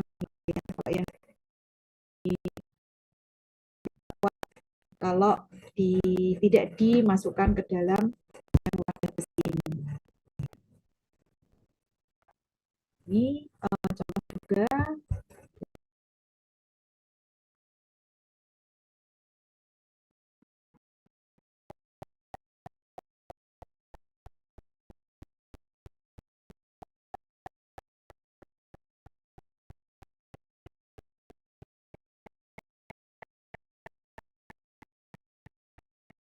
kayak batuan aja gitu ya, kayak permukaan batuan, susah untuk dijelaskan gitu ya. Kalau yang bagus ini ukurannya ini kelihatan, apa namanya, bentuknya kelihatan ya. Dan apakah sferis dan ataukah lebih rinci lagi seperti bunga ya, bunga yang mekar gitu ya, ada juga. Ada yang bola-bola duri, nah ini juga ada gitu. Tapi ada juga kadang yang kalau semnya tadi perbesarannya tidak pas, nah saya pernah ini dulu mahasiswa saya ngesem sampai holder sampelnya itu terlihat. Jadi saya sampai ini di foto biasa atau di sem gitu ya, karena holder sampelnya ini sampai terlihat gitu ya. Nah, ini ada perbandingan metode konvensional dengan metode sintesis hijau.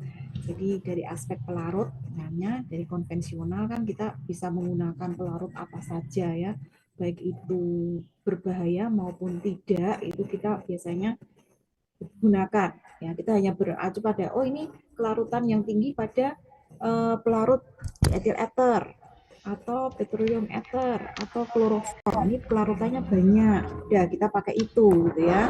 Nanti tinggal praktikannya menggunakan masker untuk pertolongan ini supaya tidak banyak menghirup pelarut yang nanti mudah menguap tadi. Tapi kalau di metode hijau sudah diarahkan menggunakan pelarut yang daya racunnya lebih rendah sehingga tidak membahayakan bagi kita sebagai pelaku proses sintesis tadi. Kemudian juga menghindari dari kecelakaan di lab karena kita tidak tahu ya, namanya nasib gitu ya, nasib itu tidak ada yang bisa memprediksi juga gitu ya. Mungkin kita sudah bekerja dengan hati-hati tetapi karena mungkin suatu hal ada tumpahan dari pelarut yang berbahaya, nah ini kita juga tidak bisa menghindari itu sehingga digunakan bahan-bahan yang toksisitasnya rendah. Kemudian dari aspek energi kita biasanya menggunakan energi tinggi di metode konvensional. Kalau di metode hijau ini menggunakan energi yang rendah, yang waktunya juga lebih cepat. Dan dari aspek reaksi, waktu reaksi ini ada yang lama, ada yang cepat. Ya, konvensional masih lama biasanya dengan pemanasan biasa butuh waktu berjam-jam. Tapi kalau kita atau pencampuran ya, pencampuran membutuhkan waktu tapi dengan menggunakan ultrasonik atau menggunakan microwave kita bisa mempercepat waktu reaksinya, produknya cepat terbentuk.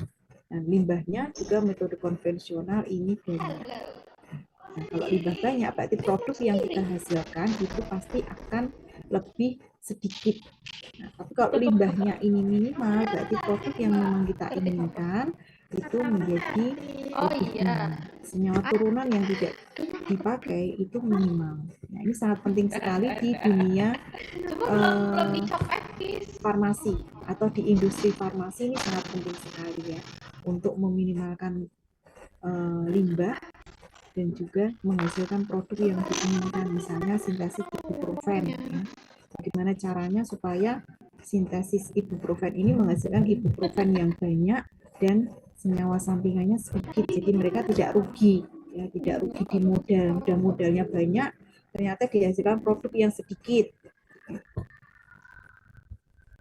Nah, kesimpulan yang terakhir, ini waktunya kan tidak belandang ya, semoga ya.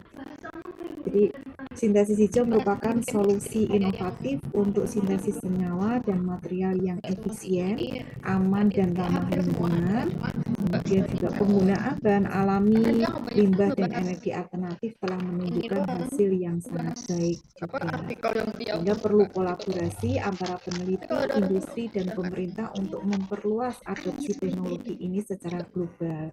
Karena kalau hanya di lingkungan peneliti saja nanti tidak akan bisa berkembang, dan industri tanpa peneliti juga tidak bisa berkembang juga. Sehingga di industri ini kan biasanya ada bagian riset dan development ya, R&D-nya ini harus jalan. Terus pemerintah juga harus memfasilitasi teknologi.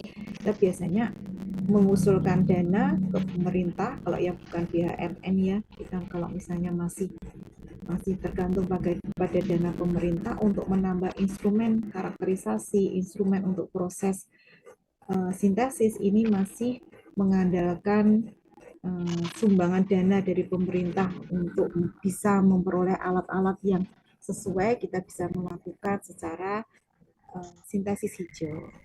Ya, demikian yang bisa saya sampaikan untuk perkuliahan pagi menjelang siang ini. Semoga bisa bermanfaat. Saya kembalikan ke Maya atau mungkin ada diskusi sebentar. Iya. Ya, terima kasih Bu Triastuti. Saya kalau manggil Bu Triastuti, Buti. Jadi kalau dulu waktu kuliah, beliau ini adalah teman diskusi yang paling nyaman, yang paling hebat gitu ya. Dan kemudian beliau juga guru saya sebenarnya karena beliau ini paling rajin membaca banyak sekali paper. Dan itu saya belajar dari beliau, berarti saya harus banyak baca paper juga. Nah, terutama tuh beliau, saya paling ingat tuh beliau memang suka sekali apa ya, mengutak-atik atau menelaah secara dalam gitu karakterisasi materialnya ya, pakai XRD-nya, lihat eh, apa namanya puncaknya setajam apa. Itu luar biasa. Saya belajar banyak dari Bu Triastuti. Ya, tadi benar ya disampaikan yang disampaikan oleh Bu Triastuti. Bu Triastuti dulu dari S1 S2-nya Anor, saya S1 S2-nya organik, kemudian bertemu di S3. Kita ternyata mencoba untuk memodifikasi sebuah material itu dengan background ilmu organik dengan background ilmu anorganik. Jadi materialnya juga kita kombinasikan dan akhirnya kita bisa jadi bestie tadi seperti yang disampaikan oleh Bu Triastuti. Luar biasa. Nah, hari ini saja ketika Bu Triastuti presentasi menyampaikan materi berbagi ilmu dengan kita, saya langsung muncul ide-ide baru lagi dalam riset gitu. Jadi ya begitulah pertemuan ilmiah ya Buti, begitulah diskusi ilmiah. Diskusi ilmiah tuh kalau kita perhatian penuh, ada semangat untuk belajar, itu terus akhirnya muncul ide-ide yang banyak lagi gitu. Ya, tadi Buti sudah menyampaikan banyak sekali contoh-contoh kasus dalam sintesis kimia yang dimana banyak sekali menerapkan prinsip-prinsip prinsip-prinsip kimia hijau ya. Kenapa jadi ekonomi hijau ya? Prinsip-prinsip kimia hijau di dalam sintesis produk atau sintesis senyawa kimia itu. Banyak tadi mulai dari pelarut yang ramah lingkungan, kemudian eh, efisiensi energi yang menggunakan beberapa metode, ada microwave, ada sonokimia gitu. Kemudian tadi ada juga menggunakan bahan baku yang renewable, yang terbarukan, yang lebih rendah toksisitas gitu ya. Terus termasuk pemilihan metode yang tepat di dalam sintesis itu juga nanti akhirnya akan mempengaruhi apakah produk yang kita sintesis itu adalah produk yang ramah lingkungan juga. Nah, untuk selanjutnya terima kasih ya Buti. Untuk selanjutnya saya akan buka sesi diskusi untuk 3 penanya terlebih dahulu. Silakan boleh raise hand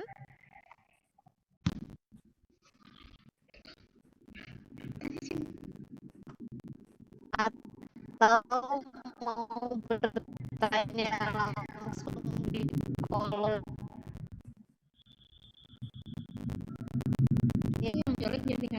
Semuanya suaranya putus. dulu.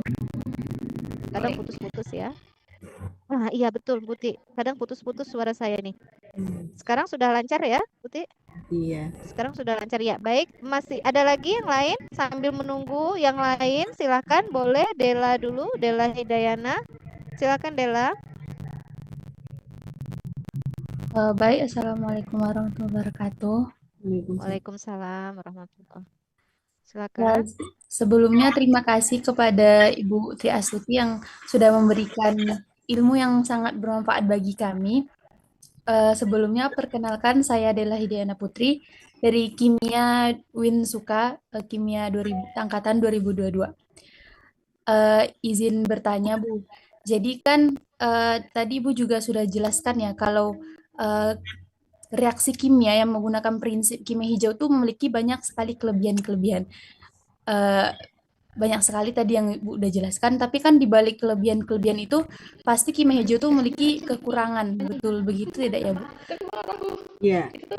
Mungkin yang saya tahu ya kekurangannya itu salah satunya itu mahal. Biasanya itu mahal dan juga menghasilkan rendemen yang sedikit, Bu, dibandingkan dengan reaksi kimia yang tidak menggunakan prinsip kimia hijau. Apakah betul, Bu? Tidak selamanya begitu ya, karena seharusnya kita mendapatkan hasil yang lebih banyak. Oh iya. Sesuai dengan ekonomi atom, seharusnya kan kita mendapatkan produk yang lebih banyak dibandingkan produk sampingannya. Jadi kalau rendemennya sedikit, ya jadi arahnya ya setengah hijau itu berarti. Oh, gitu.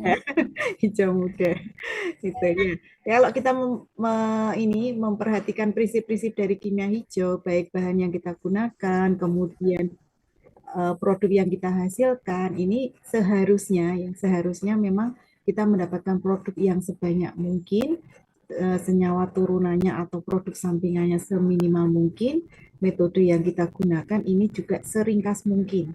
Tapi kalau kita menggabungkan semua atau 12 prinsip dari kimia hijau ini memang agak sulit.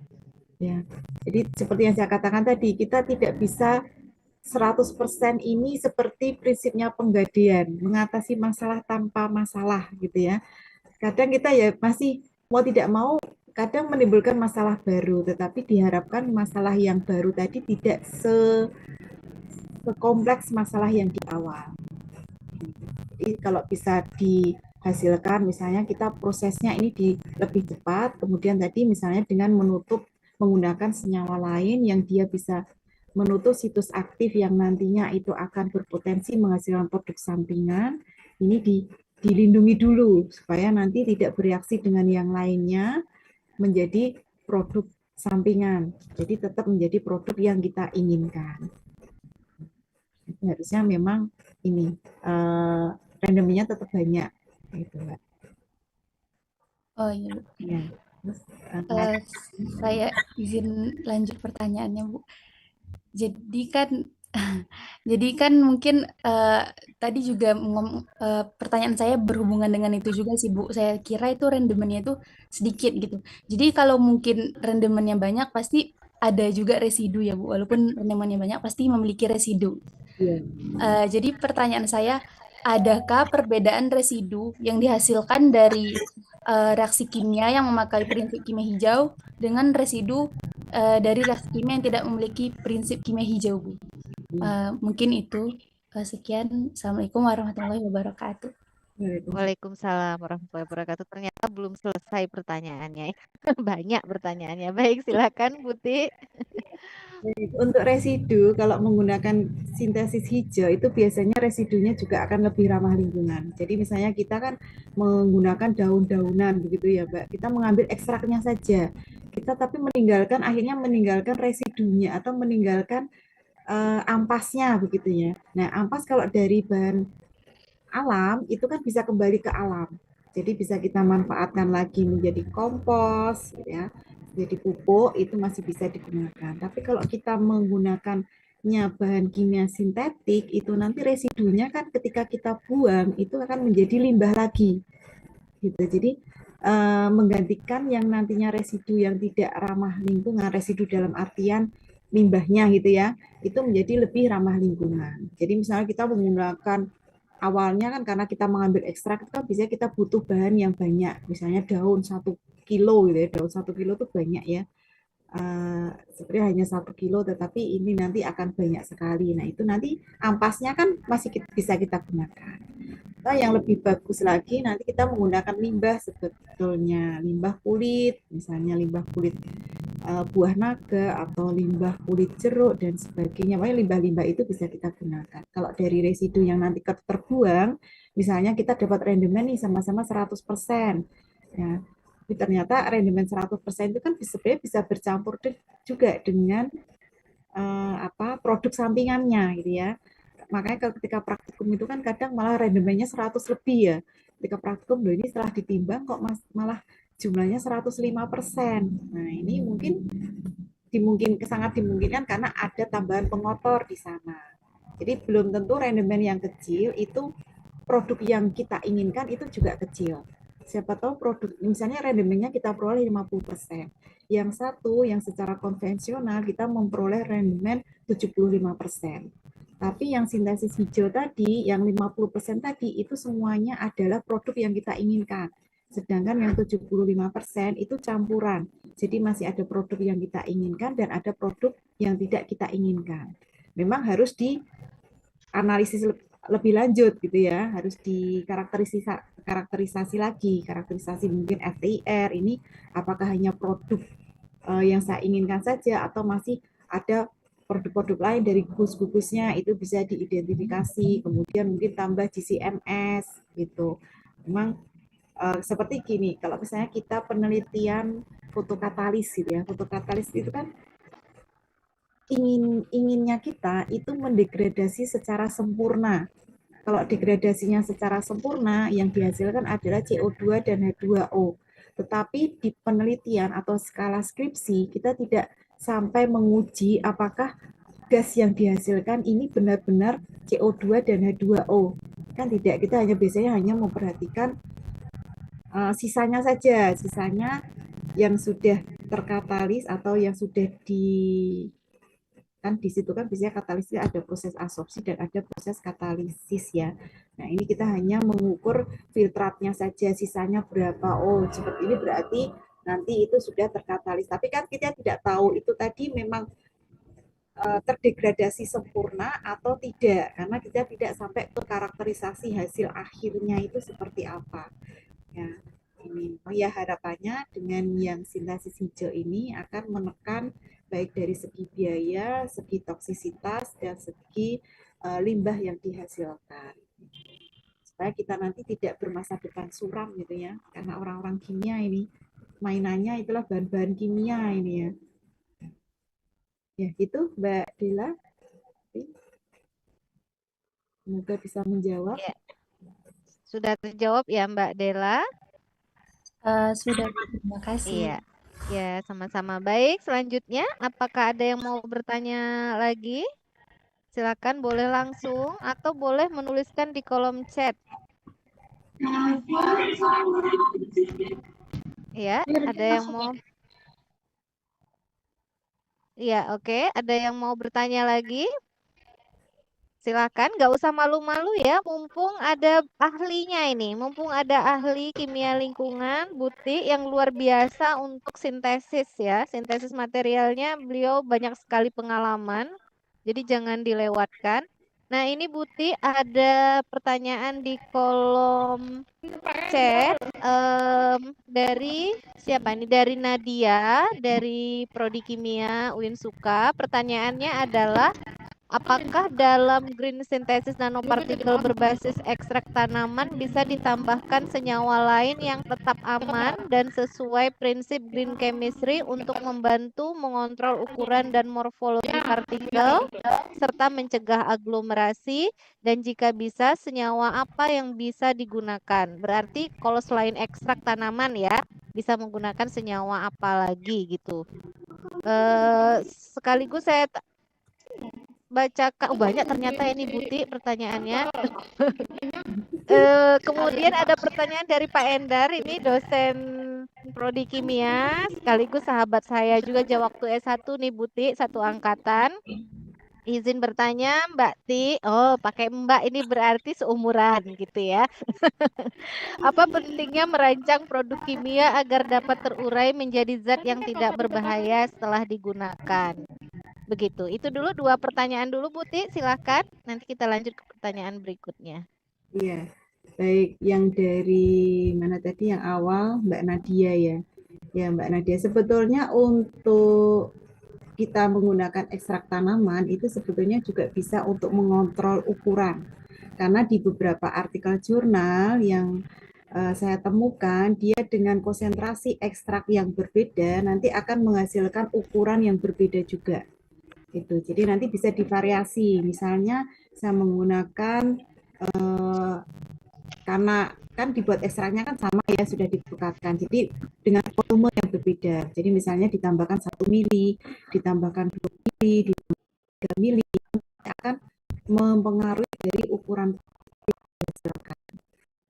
Misalnya mau ditambahkan lagi, misalnya ada 2 nih ekstrak tanaman, ini juga bisa. Gitu. Misalnya tidak mau hanya dari daun yang daun rambutan lah misalnya ya, tidak hanya dari daun rambutan tetapi pengen dari kulit rambutannya atau yang dari wortel gitu ya, misalnya diambil kalau pigmennya wortel itu saya jadi karoten ya, beta karotennya. Nah ini apakah juga bisa? Nah ini bisa dicoba juga. Jadi kita bisa menggunakan 1 jenis tanaman, bisa 2 jenis tanaman. Bisa ditambahkan, walaupun sebetulnya ekstrak tanaman tadi sebetulnya juga sudah bisa mengontrol dari ukurannya. Atau mungkin mengontrol ukurannya bisa dengan menggunakan tambahan tadi sudah menggunakan ekstrak tanaman, kemudian metodenya dengan ultrasonik. ini juga bisa. Sekarang sudah mulai ditambahkan meskipun tidak lama kok di tempat saya itu. Jadi membuat katalisnya ini proses awal ada yang di ultrasonik atau menggunakan sono kimia, kemudian nanti masih mekanik lagi, kemudian ultrasonik lagi karena ultrasoniknya masih belum canggih gitu ya. Jadi ada yang katanya mahasiswa itu ini setiap 15 menit mati kok Bu gitu. Jadi akhirnya tidak bisa dilanjutkan sampai berjam-jam gitu ya. Kalau dulu alhamdulillah ketika saya pakai ultrasonik itu kan di UGM itu kan mau dihidupkan berjam-jam itu tidak masalah gitu ya. Ya meskipun saya hanya menggunakannya 1 jam itu sudah selesai. 1 jam sudah tercapai pH yang saya inginkan dan juga hasilnya juga sudah bagus. Tapi kalau di tempat lain kan kadang kita hanya tidak bisa maksimal ini ultrasoniknya. Ada yang memang bisa sampai jam-jaman, ada yang tidak. Itu bisa juga untuk mengontrol ukurannya. Atau misalnya dengan metode yang misalnya kopresipitasi atau sol gel atau metode yang lainnya, itu tekniknya itu bisa juga untuk mengontrol ukuran.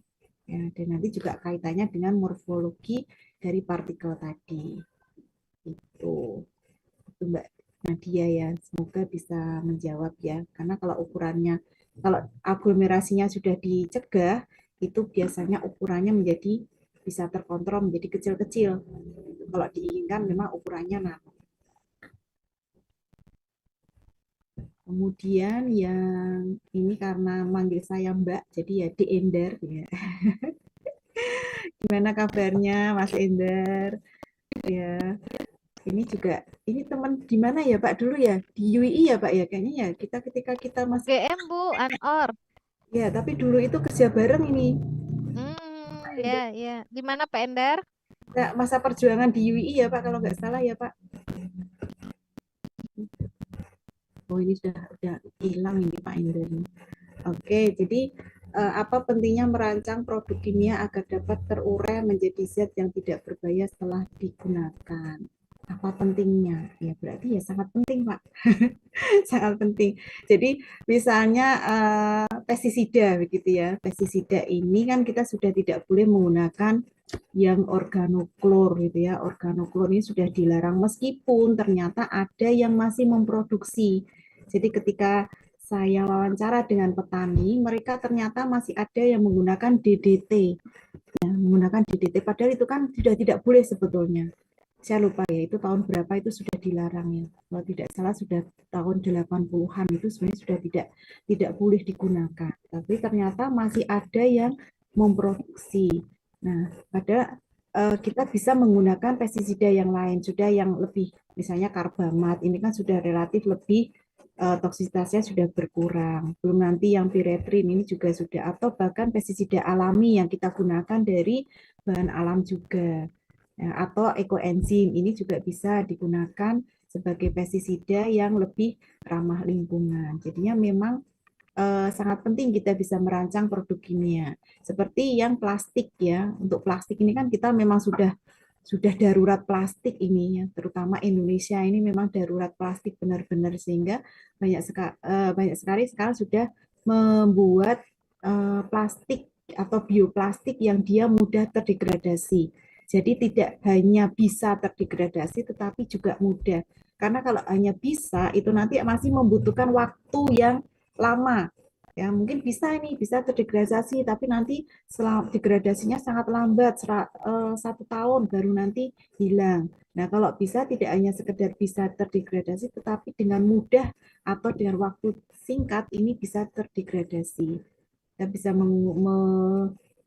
menggunakan bahan-bahan alam juga untuk membuat plastik yang biasanya kita sebut dengan bioplastik ini. Tapi memang perlu hati-hati karena bioplastik ini belum tentu dia mudah terdegradasi. Atau misalnya contoh kayak yang kita kan seringnya ini ya, salah kaprah mungkin ya. Yang gelas kertas itu loh ya Bu ya, yang untuk kopi misalnya kita minum kopi itu sebetulnya kan di dalamnya masih ada lapisan plastiknya yang tidak bisa terdegradasi ya, jadi tidak benar-benar itu nantinya bisa terdegradasi. Ini juga perlu hati-hati. Nah, jadi memang sebisa mungkin kita bisa menghasilkan produk yang nanti bisa terurai di lingkungan, tidak membahayakan baik di lingkungan air, udara maupun lingkungan tanah. Itu mungkin Pak Ender atas jawaban saya, ya, karena memang sebisa mungkin nanti ketika kita melepaskan produk itu tidak berbahaya bagi penggunanya. Terutama ini sekarang yang baru viral kosmetik ya. Kosmetik ini kan luar biasa, ini gaya hidup Gen Z ini ya. Segala jenis kosmetik ini ada gitu ya, punya dari mulai apa ya? Pembersih muka, serum. Saya kalau mencermati anak-anak muda sekarang itu ya. Nah, ini juga perlu diperhatikan, perlu hati-hati karena nanti kalau misalnya masih ada ditambahkan merkuri, hidrokuinon. Nah, ini yang perlu hati-hati ya. Karena kan mahasiswa kimia ini biasanya kalau PKM. Nah, PKM ini kan membuat produk ya, baik produk kosmetik ataupun produk makanan. Nah, ini diusahakan nanti produk kosmetiknya juga tidak menggunakan bahan-bahan yang berbahaya. Ya tidak diusahakan, memang harus tidak menggunakan bahan-bahan yang berbahaya. Jadi menggunakan bahan alam ini lebih dianjurkan. Iya, baik. Terima kasih Buti. Ini ternyata banyak sekali pertanyaan Buti di kolom chat. Kita bisa lanjut. Insya Allah tadi sudah terjawab ya. Ada pertanyaan dari Ilham Nur Pambudi. Izin bertanya, Bu, mungkin bisa diberitahu apa saja syarat untuk tanaman bisa menjadi kandidat nanopartikel Ag dan Au? Apakah semua tumbuhan bisa? Dan apakah bisa dicoba selain senyawa flavonoid, mungkin kurkumin? Itu. Kemudian ini dari UNES mungkin ya, dari Almer Akbar.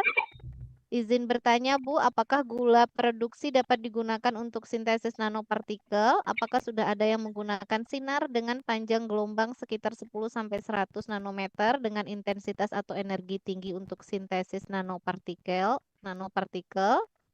dengan ukuran sekitar setengah dari panjang gelombang tersebut? Maksudnya dengan ukuran 10-50 gitu ya, nanometer. Ya, itu. Silakan, Buti. Iya, terima kasih. Jadi Mas Ilham itu ya. Jadi menurut saya semua jenis tanaman bisa karena di tanaman itu kan pasti ada senyawa organiknya, baik gugus selama dia ada gugus OH fenolat, kemudian ada karboksilat gitu ya, dia bisa melepaskan pasangan elektron, kemudian dia bisa melepaskan H plusnya juga, dia bisa mereduksi senyawa atau mereduksi ion logam, itu bisa digunakan. Nah, nanti bisa dilihat misalnya mau nyoba kurkumin, kita lihat strukturnya dulu. Di kurkumin itu apakah ada OH fenolatnya, ada COOH-nya mungkin ya, yang nantinya dia bisa berperan sebagai bioreduktornya. Nah, itu bisa digunakan. Jadi harus melihat dulu struktur senyawanya seperti apa. Gitu. Kalau semua tanaman kan mengandung flavonoid ya. Kalau setahu saya ya flavonoid, tanin, meskipun kadarnya berbeda-beda. Nah, jadi bisa diuji fitokimia, kemudian nanti lihat strukturnya juga yang paling mudah ya. Kita lihat strukturnya dulu saja karena kan ketika kita googling menemukan struktur kimia itu kan mudah gitu ya.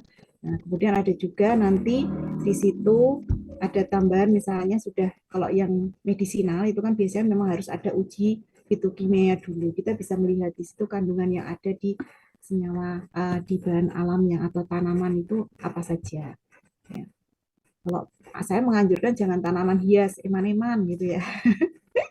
Kalau tanaman hias meskipun semuanya bisa, tapi kalau tanaman hias ini kok sayang gitu ya. Nah, itu ya Mas Ilham, mungkin nanti bisa dicoba lihat dulu dari strukturnya ya, seperti tadi dia bisa nggak ada nggak agen pereduksinya di situ. Kemudian Mas Almer, ini sudah ada Almer. Iya, Almer. Ya, jadi apakah gula pereduksi dapat digunakan untuk sintesis nanopartikel? Saya pernah membaca itu bisa, ya.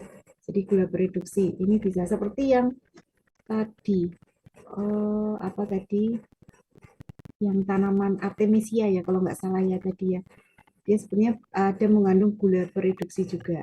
Ini bisa untuk sintesis nanopartikel. Ini sebenarnya kalau Anda googling ini sebenarnya banyak sekali sekarang yang menggunakan bahan alam gitu ya. Kemudian apakah sudah ada yang menggunakan sinar dengan panjang gelombang sekitar 10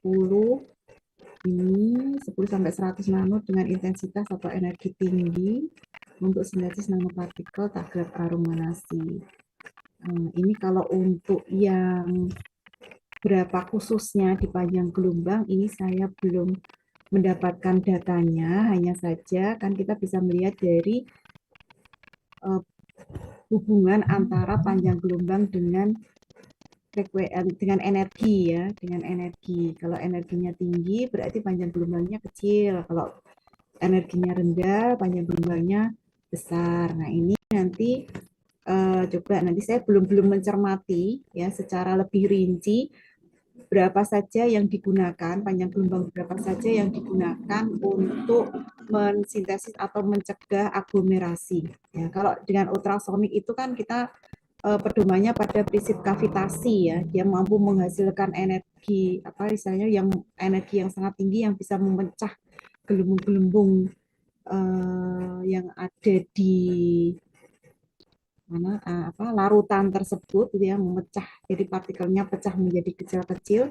Itu biasanya kita menggunakan berapa hertz gitu ya untuk sintesisnya. Nanti coba saya cari kembali ya untuk ini apakah sudah ada atau belum gitu ya. Iya, sepertinya sudah Bu, karena apa? Panjang gelombang 10 sampai 100 nanometer itu UV ya, atau sinar matahari. Nah, salah satu metode yang direkomendasikan di dalam kimia hijau itu juga apa? Metode fotokimia. Oh iya. Mas Almer, iya. Jadi bisa juga untuk menghasilkan nanopartikel dengan metode fotokimia itu juga bisa. Sudah ada banyak juga yang mengembangkan sepertinya ya, tapi memang biasanya ada tambahan-tambahan reagen tertentu seperti yang tadi disampaikan Buti ya. Kita ketika sintesis itu memang susah untuk menerapkan ke-12 prinsip dari kimia hijau. Jadi terkadang dia punya kelebihan di beberapa prinsip, tapi juga melanggar beberapa prinsip kimia hijau yang lain begitu untuk mendapatkan produk yang optimum. Itu ya Buti, mungkin ya Buti. Iya, memang Itu. Memang harus dipilih ya, mau diambil yang mananya di metodenya atau bahan baku yang digunakan atau apa nanti tahapannya begitu.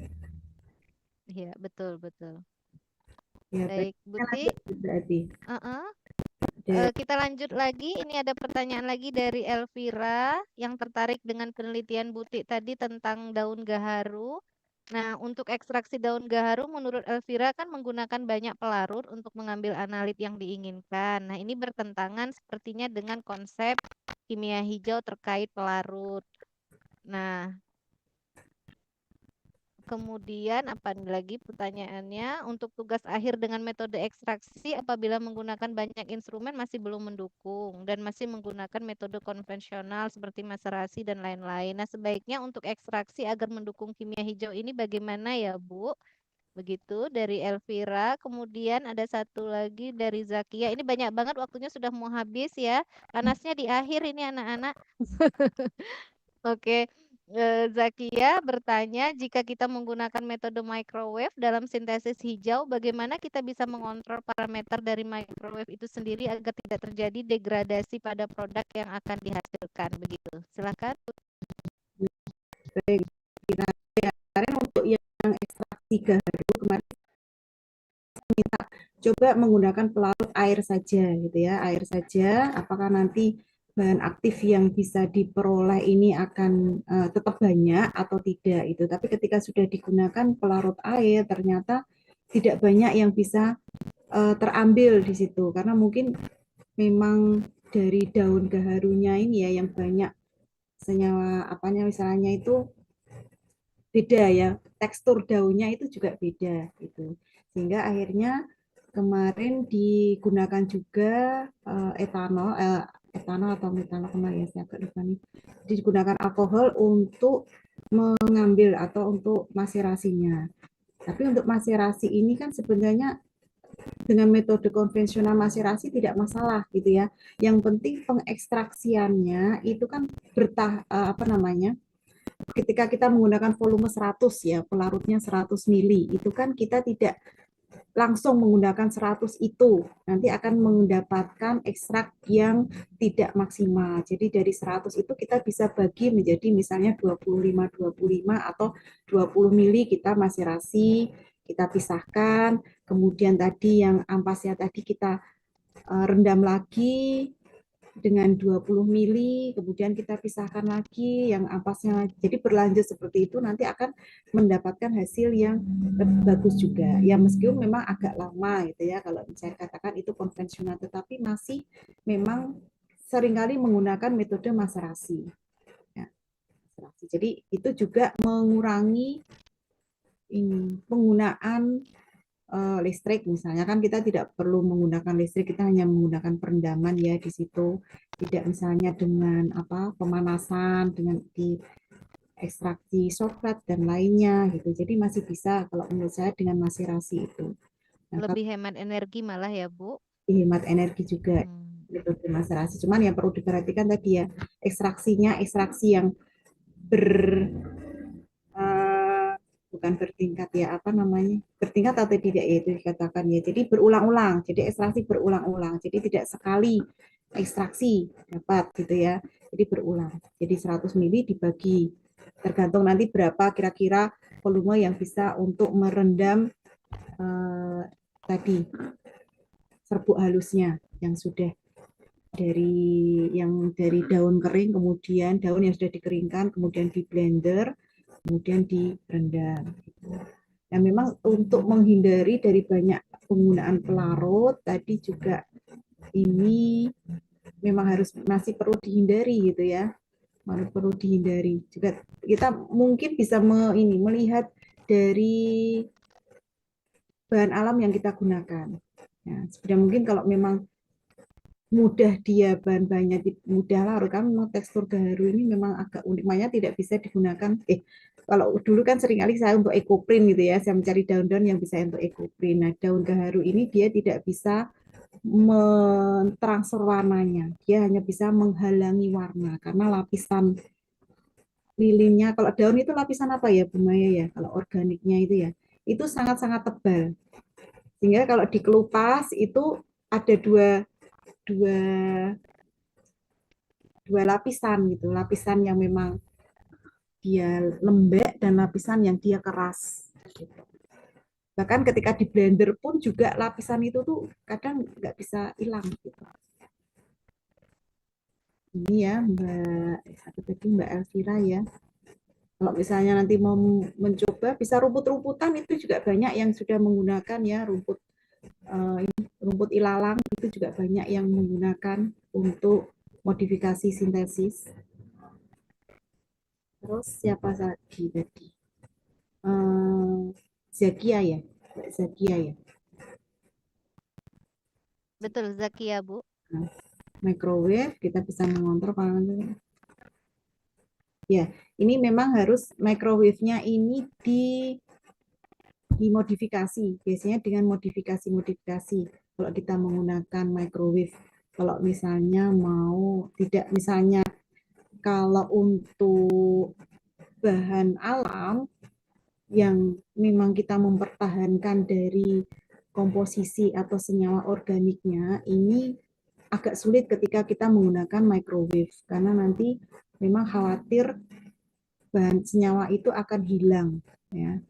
Mungkin bisa digunakan kalau misalnya mau membuat karbon aktif, bisa kita dengan menggunakan microwave, atau menggunakan senyawa lain yang memang dia tahan terhadap panas yang tinggi, itu juga bisa. Kalau biasanya kami dari microwave ini dimodifikasi, diganti bagian dalamnya, kemudian dipakai dua pemanas. Kalau microwave itu biasanya pemanasnya kan di satu sisi ya, itu akhirnya mau nggak mau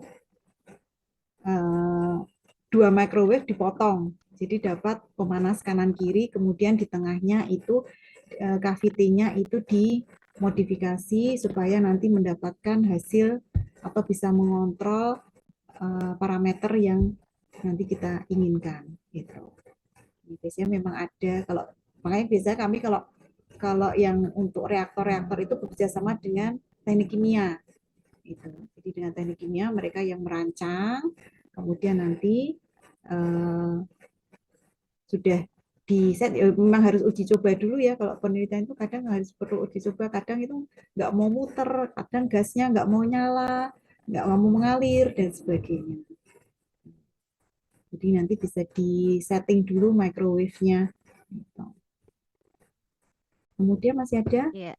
Ini ada 2 lagi, Bu, tapi waktunya sudah habis. Tapi mungkin supaya bisa tidur, nanti takutnya nggak bisa tidur kalau nggak terjawab, mungkin bisa dijawab ringkas gitu ya, Bu. Tapi cukup hanya 2, sampai Melina nggak bisa nih ya ditanya lagi karena sudah habis. Nanti insya Allah kita undang kembali Buti, karena banyak banget ini Buti yang tertarik sepertinya dengan green synthesis. Nanti mudah-mudahan di lain waktu kita bisa menghadirkan Buti kembali begitu ya Buti. Tapi ini kita tutup sampai 2 pertanyaan terakhir tuh Gisela ya Buti.